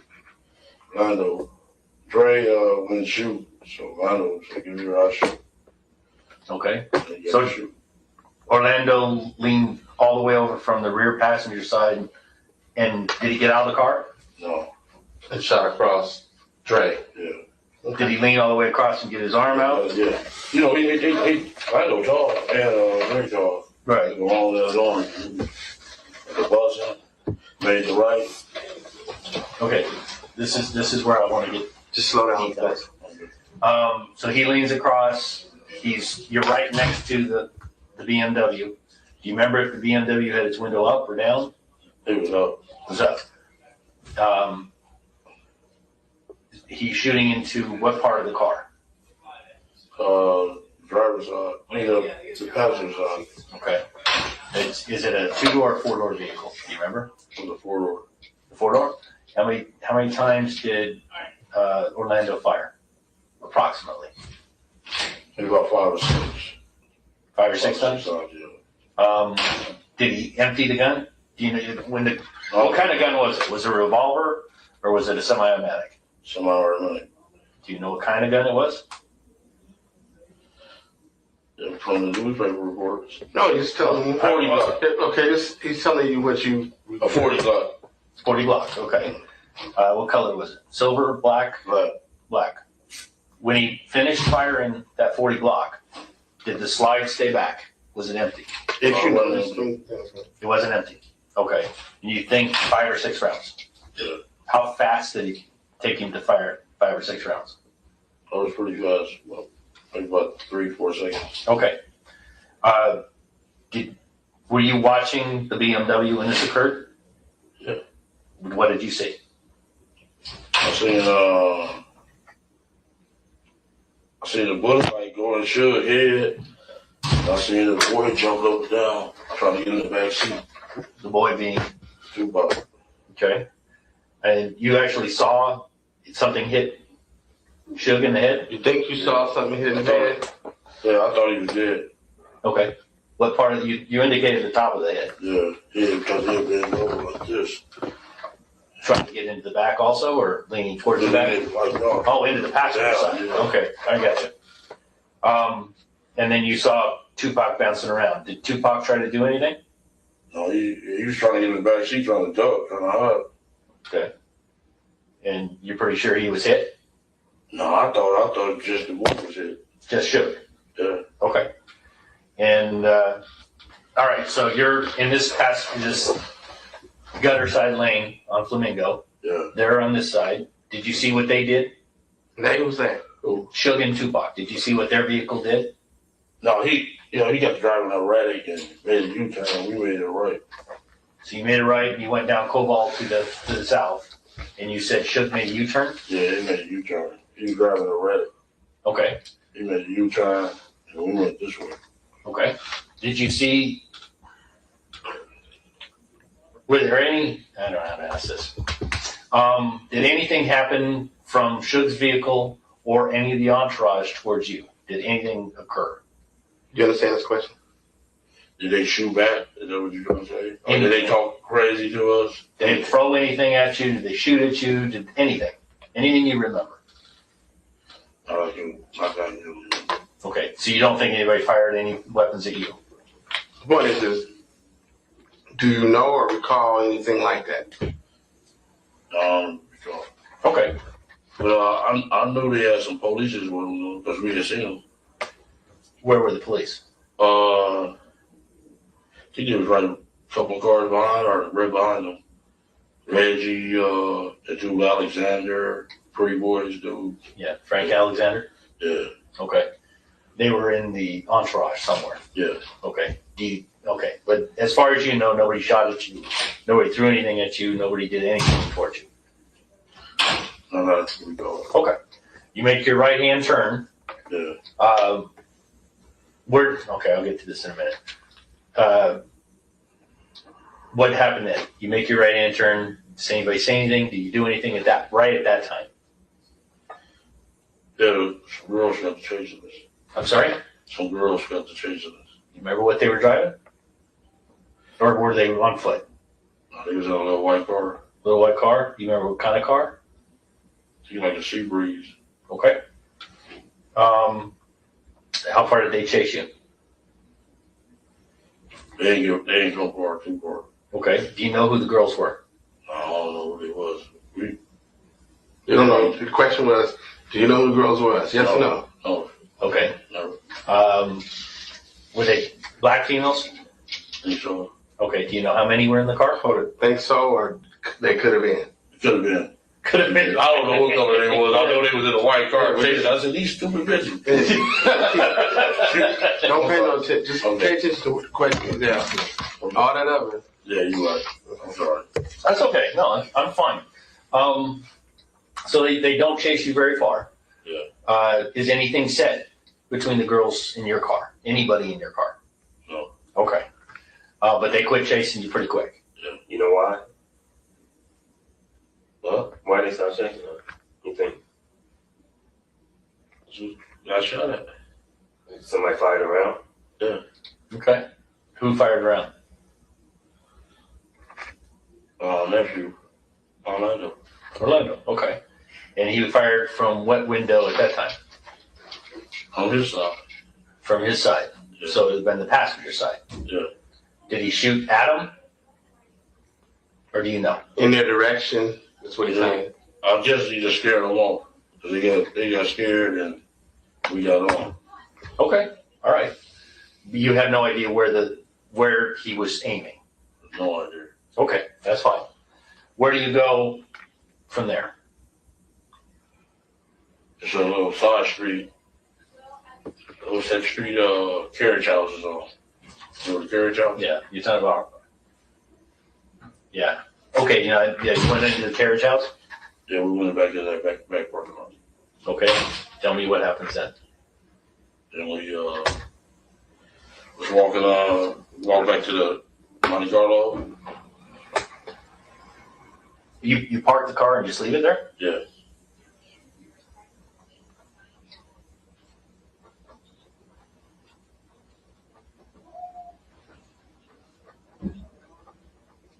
So you park in the rear parking lot for the carriage house? Yeah. Is that correct? Yeah. And you leave the white Cadillac in that parking lot? Yeah. And you walk to the Monte Carlo? Walk by the MGM where that Coca-Cola sign is. Yes. Yeah, we walked by like that little street. And Lane went somewhere else. I'm sorry? Lando went somewhere else. And Do you know where Lando went? I don't know. Did he still have the gun? No, Where was the gun? on the tire of the Cadillac. You left it on the tire? You The remember only which? question is, Orlando left on the tire, right? Yeah. Okay, Yeah. that's what he meant. Do you know which tire? So I think it was the front passenger side. Front passenger. Okay. And everybody walked. You went with T Brown and Right. Dre back to the Monte Carlo, Yeah. and Orlando went somewhere else. Yeah. He came back about 20 minutes later. Did he tell you where he went? No, he didn't know. Okay. Where did the gun come from? He said he went to pee on his hands. Okay. Why would he do that? To get the gun. Oh. Get the gunpowder. That's what you assume to get the gunpowder, right? Yeah. That's on the street stuff. Right. Yeah. And I get it. To get the gunpowder residue off his hands. Yeah. Okay. And the urine helps in that. Yeah. Okay. I get it. Where did the gun come from? From Zip. Okay. Zip. At what point did Orlando get a gun from Zip? And parking garage. Which one? The MGM. Oh, it's valet. Yeah. Okay. Tell me about that. You come out of the fight. Orlando's been beat up. Yeah. Oh, why does Zip give Orlando a gun? I mean, you want him to assume what happened, or Anything you heard at this point? I want to know what you heard. specifically what you heard. What I heard? Yes. What does Zip say? Or Orlando. What anybody said at that point.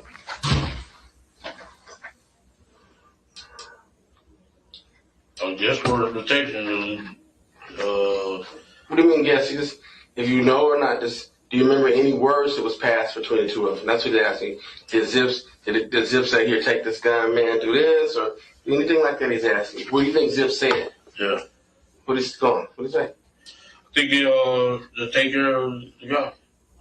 You think that's what Zip was telling Lando to do? Yeah, to take care of really sure. Okay. Just specifically, what did you hear Zip say specifically? Here's your opportunity to get back. As he's handing him the gun, he's saying, here's your opportunity to get back. Yeah. That meant to you to get back at Show. Yeah. Or Tupac. Yeah. Or anybody that was in the entourage that stomped on him. Is that the way you took it, or was it specific? So he just gave him a gun. Gave him the gun. Okay, and said, here's your opportunity to get back at him. Yeah, he probably didn't say it like that nicely, but Yeah. probably something Okay, like give me a quote. something like for instance, like probably in regular street language, where like, hey homeboy, handle your business or something like that. You think something like that? Handle your business. Yeah. Was that, you remember that quote, or was it something else? Just like that. Just like that. Somewhere closer to that. Yeah. Can I talk to D for a second? Sure, go ahead. I'm talking about without you. Oh, yeah, absolutely. What's that? Absolutely. I'll step out. Yeah, Oh. go ahead. And this way you clarify it. What's up, man? Okay. Oh, one thing. Let's do it quick. Look, you're doing a pretty good job. I know it's kind of hard, but you ain't supposed to be getting in anything like you was involved in murder. You gotta keep it really clean. But you told what you told us, state system, what you told us. He gave me the gun. He gave me the gun. That's what. No, You don't say that. listen. Okay. Okay, see, Then he said you gotta say the other thing. okay, Keith. Did you hear what I just told you? I already told you before we started. Yeah. There's no reason for you to ask him or me anything like that. And if you want to try to do not what I say, dude, then you know better than to ask him that question. Okay, don't ask him that But question. because he know I'm kicking real, but I understand what you're saying. Yeah. But if it's been told that way before, I need to stick with it. because it's the same story. Because you had a bunch of You people might there. want to say. So that's what you got to do. Let me say this Stay way. consistent with what you know, whatever happens. Let me put it this way. It makes it easier.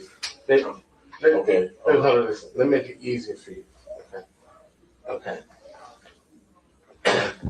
You can say it that I think I recall it could have been like this. Presently, I'm not quite sure if it was exactly this way or that way. But I think he could have handed it to me and I handed it to him. You know, you can put it in that kind of. Stay consistent. Yeah. The thing is, you gotta stay consistent because the story's already been told, and leave it at that, and sleep at night. But no, you gotta trust me what I'm saying. But he's trying to. He's an attorney, so what I'm trying to say is, you can stay consistent, but your recollection doesn't have to be exactly. You can also put it in. Just you gotta hear what I'm saying. You can put it in a way where you're saying, "I'm trying to recall now." I think about it. He could have handed it to me. Okay. So he did give it to me. just that's what you're saying. Okay. Well, you want me to leave for 5 and come back? No. You're not listening to me. I'm look at you in the face and listen to what I'm saying. Okay. And I'm saying one more time. Okay. It's two different situations. How you said it before, I don't give a fuck. How many people in the room? Okay. There's certain things that you say that will get you a murder case. Okay. So play around with that as you want. He got a different job than I got. My job is to get you to say, not to get you to lie, but to get you to understand that your recollection may be that he may have handed it to you. That's when you think about it. I'm not asking you to lie, but I'm asking you to give yourself some room, okay, because you may need it, okay? But I know on that set of facts, it could be a problem. But I thought they said whatever I tell them. The bottom line is just you're not understanding. Just to your attorney, because he's your attorney, but tell the story. Okay. And let's just get through this. I'm just saying that when you tell the story, it's all good. Let me hear what you're saying.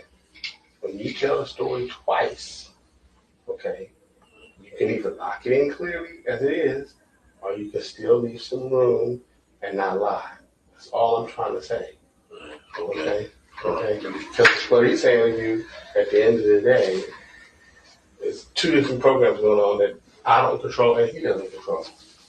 Okay? We can do the best we can do. Okay? Oh.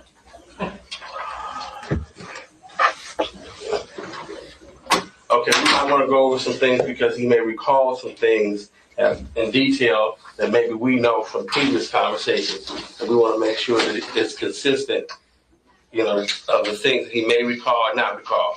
So we might want to backtrack a little bit, but at the same time, if he remembers it exactly or not, just do the best you can. Absolutely. Yeah. Listen, the way I want to do this. That was a long ass time ago. I understand that. I completely understand that. Yeah. I had problems remembering what I ate yesterday. Yeah. This is a big event. So my plan was to walk you through it real easy, like we just did. Yeah. And then we'd go back and you could add details. And if we want to go back again, we can add details again. Yeah. Okay. I'm at this point, what I'm trying to do is spark your memory. Yeah. So remember, he's asking you specific questions. He may ask you what happened with Orlando or this or that, and he may ask you what happened with you. So when he asks you something specifically that you know that you recall, then you answer that question according to you. If he asks you what you think happened between Orlando and someone, then you answer it according to that. That's what you need to clarify. All right. Okay. That makes sense, right? Absolutely. Okay. And I don't want him to assume that something that was Orlando or Mac or this guy is you. When he wants to come back to you, he'll say, well, now, Keefe, you tell me about this. Yeah. Okay? Will that make it better, easier? Yeah. You comfortable with everything? Yeah. Okay. So we went through the part where you guys went to the carriage house. now we're back to the valley at the MGM. You come out of the MGM. Look how he look and listen to his own words. People, you get 4 vehicles, right? We got in. There's There's total 3 left. Okay, you get the Buick, which you drive over to Monte Carlo. Yeah. You get the Cadillac. Yeah. You get the van. Yeah. And you get the black Mercedes. Mercedes stayed. It stays at the MGM. Yeah. Okay. Who gets into the black Mercedes? I had got in there. Had Chick Foxy Brown. And said Foxy Brown from TV or the movies? Foxy Brown, the rapper. There's a rapper called Foxy Brown. Yeah. Okay. There's Foxy Brown, the movie that He give all the names up. Pam Grier. Right. Yeah. Okay. But this is a young rapper. Okay, That's what young it rapper. is, though. Yeah. Okay. Young rapper.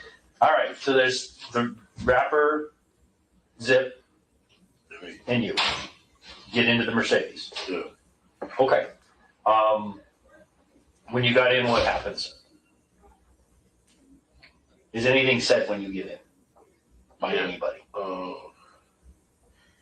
can't recall what the exact words were said. Okay.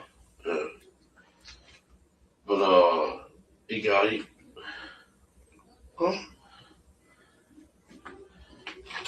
the gun. Okay. Who gave you the gun? That's it. Okay. Where did he get the gun from? The glove compartment? Some little secret compartment. Yeah. Oh. Okay. What part of the vehicle Damn. was the secret compartment in? It was like up under this thing here. The armrest? Centerfold? The center rest? Set the rest of this thing come up. Okay. It's automated Yeah. mechanic? Okay. So the 3 of you are still in the vehicle at that time? I was just me and him, man. Okay. Where did the... Yeah, I started to step out. Okay. This is before anything with the gun? Yeah. And she stepped out? Yeah. Okay. So it's just you and Zip. And he automates this thing and there's a gun there. Yeah. Okay. And he gives that gun to you. Yeah. And what kind of gun is it? The 40 Glock. The 40 Glock. 40 Glock. Okay. I told you I'm going to ask stupid questions. I promise you I'm going to ask stupid questions. So he hands you the 40 caliber Glock. What does Zip say to you when he hands you this gun?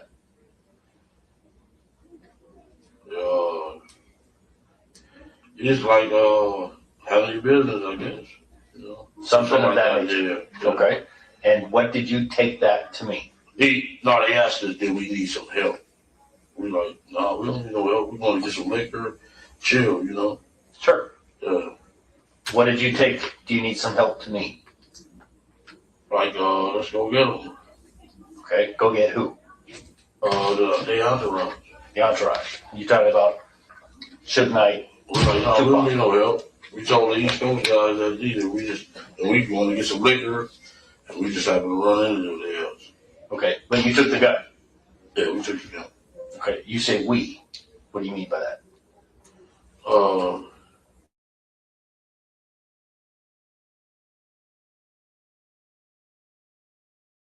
Okay. What vehicle do you get into? I got into that Buick. Okay. Do you still have the gun when you get into the Buick? No. Okay, that's where I'm going. Yeah. You get the gun from Zip. Then I gather you get out of the black Mercedes. Yeah. And what did you do then? Did you give the gun to somebody? Yeah, I gave it to the Cadillac. I don't know who I specifically handed it to, but I gave it the gun to the Cadillac. To who? Huh? To the cat? Somebody in the Cadillac, you saying? Yeah. The white Cadillac. Yeah. And the people in the white Cadillac are Orlando Anderson, Yeah. T. Brown, And Big Drake. and Big Dre. But you handed it to one of those 3 guys.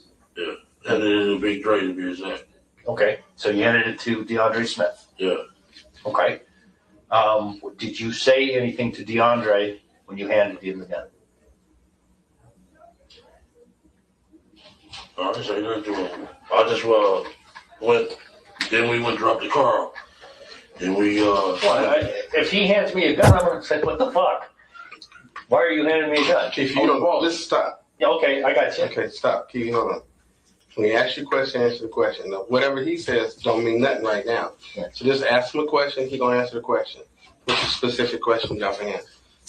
Did you say anything to DeAndre, or anybody else in the car when you handed DeAndre the gun? No, I didn't say nothing to him. You just handed him the gun. You handed it to him, or if you recall saying something, did you recall saying anything? Do you know? I don't know. But I gave him the gun and he took it. And we went to drop Paula off at the thing. And we took up, went up to there and looked at the liquor. Got the liquor. Okay. I'm gonna slow you down again, okay? Okay. So you drop off Paula, you leave the Buick Yeah. at the Monte Carlo. Hold on. Then you get in what vehicle? That van. You get in the van. Is there any discussion prior to going looking for liquor about the entourage? He's asking you specifically, did you tell anybody anything to do or anything related to that gun?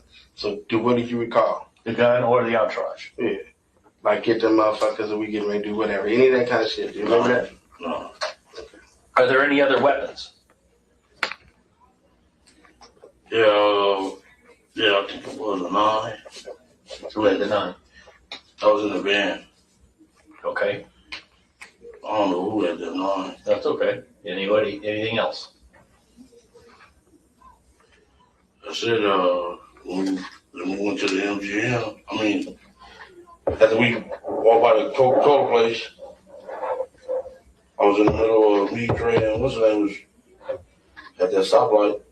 At the crosswalk. And they pulled up in that, they pulled up in the ambulance right next to us. I'm like, damn. That was after you shot. Okay, no, I'm still, Yeah, okay. yeah, I got you.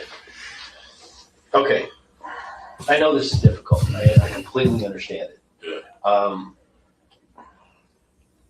What I'm looking for specifically is Orlando or anybody else say anything about looking for the entourage No, we just got lucky. You talking about before anything happens. Yeah. Meaning, was y'all looking for them, or did you happen to bump into them? That's what he's really We asking. happened to bump into him. Okay, but you weren't looking for them. Did you guys go to the club or anything looking for him? Yeah, we went to the club. Which club? 626. That was after the incident? Just before the incident. Yeah. So, Six. the time. Okay, so you leave. Let's start. Okay, you leave the MGM. You drop Paula off at the Monte Carlo, and you leave the Buick there. Yeah. Okay. Now this is before you go get liquor. Yeah. Did you go to the 662 club from Monte Carlo? Yeah. What does 662 mean? I think blood on every mob, whatever. Mob? Yeah. If you dial a phone, Yeah. comes out as mob? Okay. With your bloods. With your blood. Yeah. And after that, we went to the store and got the liquor, and we happened to run into the. Okay. Okay, he'll get back to that. When you went to the 662 club, did you see anything? Did you go inside? No. Okay. Did you see anything? What were you looking for at the 662 club? We were saying, was he there? Who? The mob. The mob, it was, Death Row. Death Row. Meaning who? The dudes that beat up Rondo. Okay. Specifically, who? Sure. Suge Knight and Sure. Joe. You wanted to steal it. Okay. Understood. All right. So you go to the 662 club. Suge's not there. No. Or that you can see he's not there. Did you send anybody inside to look for Suge? No. No. You just went up and saw that his vehicles weren't there, or did you ask if he was there? How did you determine he was not there? There you go. Their vehicles weren't there. Their vehicles were not there. Okay. So were you going to wait at the 662 club for Suge to show up? No. That would be too dangerous. Okay. So you leave the 662 club and you decide you're going to go get some liquor. Yeah. And you go find the liquor store at Maryland Parkway in Flamingo. Yeah. And the liquor store here. Liquor store on the corner. Yeah. Yeah. Okay. All right. So you pick up some booze. Yeah. And you talk while you're getting the liquor. Is there any discussion at that place? I I just got into the Cadillac with Orlando now. Rolled out. Okay, I'm looking for discussion. Any discussion about, are you gonna go back to the 662 club? Are No, you we was going back to the room to go smoke and drink, you know. okay, The lady was like, man, my arm feel broke.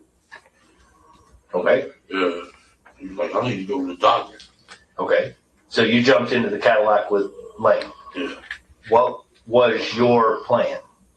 Or go back to the MGM. To go back I to mean, the not the MGM, but the Monte Carlo. Monte Carlo. Okay. You went to the 662 club to find Suge. Was there any discussion by anybody about what you would do with Suge if you found Suge? No, the car I was in was scared. The van you were in was scared? Yeah. You didn't want to really get down like that. Yeah. What about Baby Lane and the Cadillac? They had a gun, right? Yeah.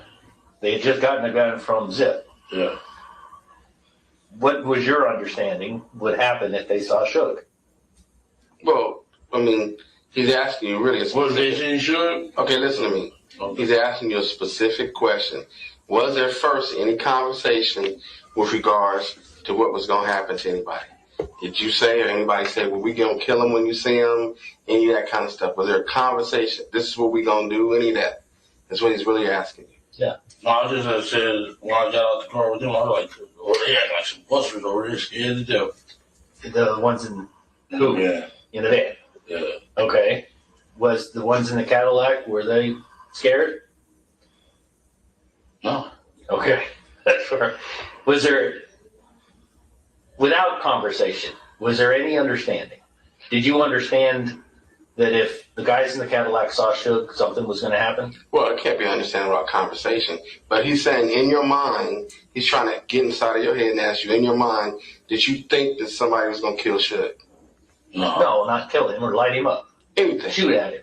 Any kind of physical thing. Was that what you was thinking? No, I wasn't thinking that. We was going to go to get high. Okay. Yeah. Fine. That's good.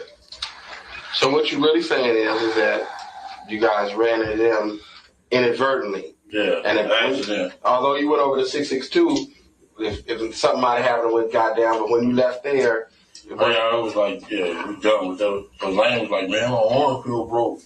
Okay. okay, Understood. different focus. Yeah.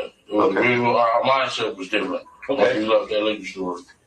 Your intent at that point was drink some, be a little high, and forget about it. Eat some pussy, basically. I can deal with that. All right, so you're heading. We got lucky and ran into him. You're going west on Flamingo. We ran into him. Yeah. You're going west on Flamingo towards the boulevard, and you see the entourage going eastbound on Flamingo from the boulevard. Yeah. And the first car in the row is that BMW. Yeah. And you're in the Cadillac at this point. Yeah. Dre has the gun at this point. Yeah. Okay. Now, picture yourself, you're going westbound, you see them going eastbound. Does somebody in the car say something? To themselves. Anybody. I don't care. We just did like, there they go. There they go. Okay. And does anybody say, turn around? No, he just busted you. Who's driving again? Terry Brown. T Brown. He turns a U-turn. What happens then? Does anybody say anything? Lando just got Graves like scared and he just got the gun, got it popping. How do you know that Dre was scared? He didn't do nothing. Did he say anything? No. Did he point the gun? No. He say, I don't want to do it, or he just, Lando just said, give it to me. he snatched the gun from his hand, right? Yeah. Dre never said a word. Never said a word. Just kind of locked up. Yeah. Okay. And Orlando, So I think, Dre ain't as bad as Lando was because he got beat up on him. right? Yeah. Okay. But there's no conversation. Dre or Orlando said, just give me the gun. Yeah. Takes the gun from him, He's popping. gets to shoot.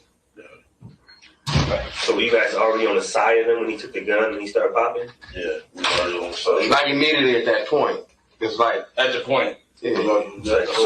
Yeah. He got Bam. popping. I mean, hesitated, grabbed him.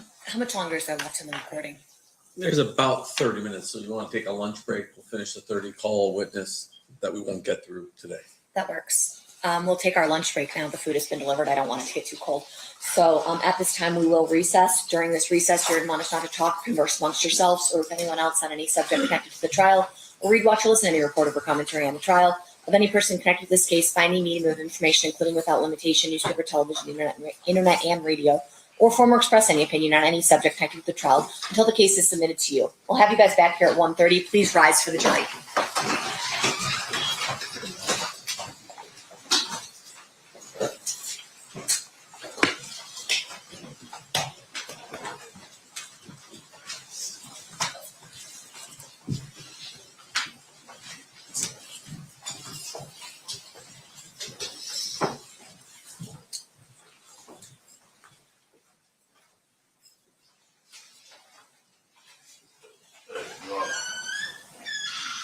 Give me a sec. For the record, the jury maybe it's exited. Okay, yes. What's up? They keep giving out my address. They broke in my house, vandalized my house, vandalized my wife's car. You know what I'm saying? Because they keep giving out our address. Now they gave out my sister's address. This stuff is wrong. I've heard it's going on both ways. That there's concerns both ways. They're wrong. I've admonished them to talk to their witnesses and anyone they can communicate about these issues. Okay, so your attorney let me know what's going on. I get beat up by the cops. The guy attacked me in here, sent me to prison. This is just wrong, and it's mostly this guy. For the record, you're pointing Mr. Dijon. Yeah, for the record, I think he's indicating he's upset I'm prosecuting him for murder. No, I'm not upset because you're endangering my family's life. State, again, like we talked about at the bench, you're going to stay in communication with your witnesses about not doing any of that. Goes both ways. Mr. Stamps, you'll talk to your client about not communicating with witnesses as well. Yes, ma'am. Okay, perfect. We'll be in recess. Thanks, everybody. That's on my 30.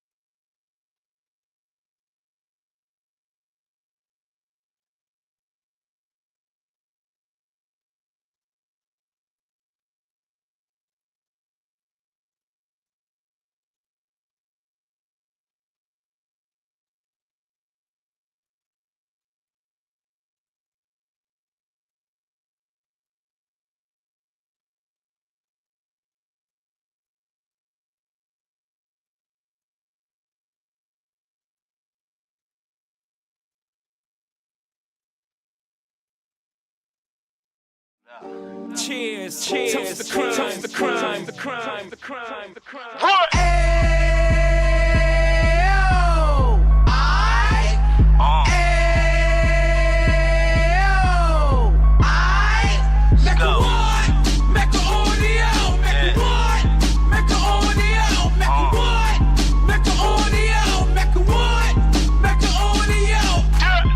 Fresh out the can of 26, he back on the strip, getting back in the mix. What he mentions a gift. You stand up 10 toes down, and I suggest you pay attention to this.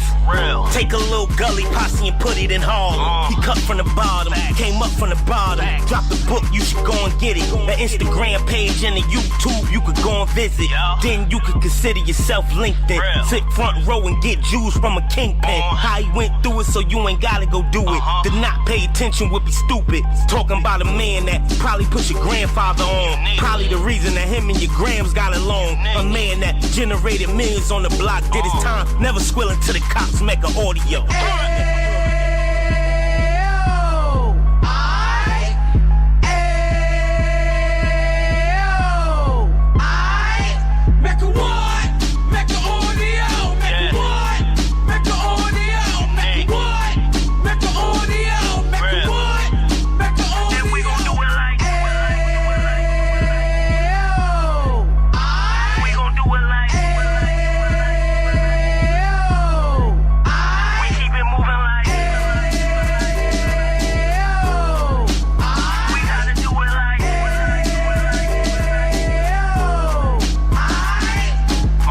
Get it live like 2 G's in the 90s. Drop top beamer so shiny. I let shorty go, she was whining. Treat her like my past, she behind me. Spend a couple bands on the Dapper Dan. You be back again, getting green like a Packers fan. No cap, it's a raw in Uptown. They be horn Uptown, Dominican bust downs. Now we on the positive, we got a lot to give. Now he trying to stop the kids from being inoperative. So take heed, homie, lend an ear. He started in Uptown, he gon' finish dead. But now it ain't about selling drugs, buying cars. It's about buying property to make the community ours, so we can give back to the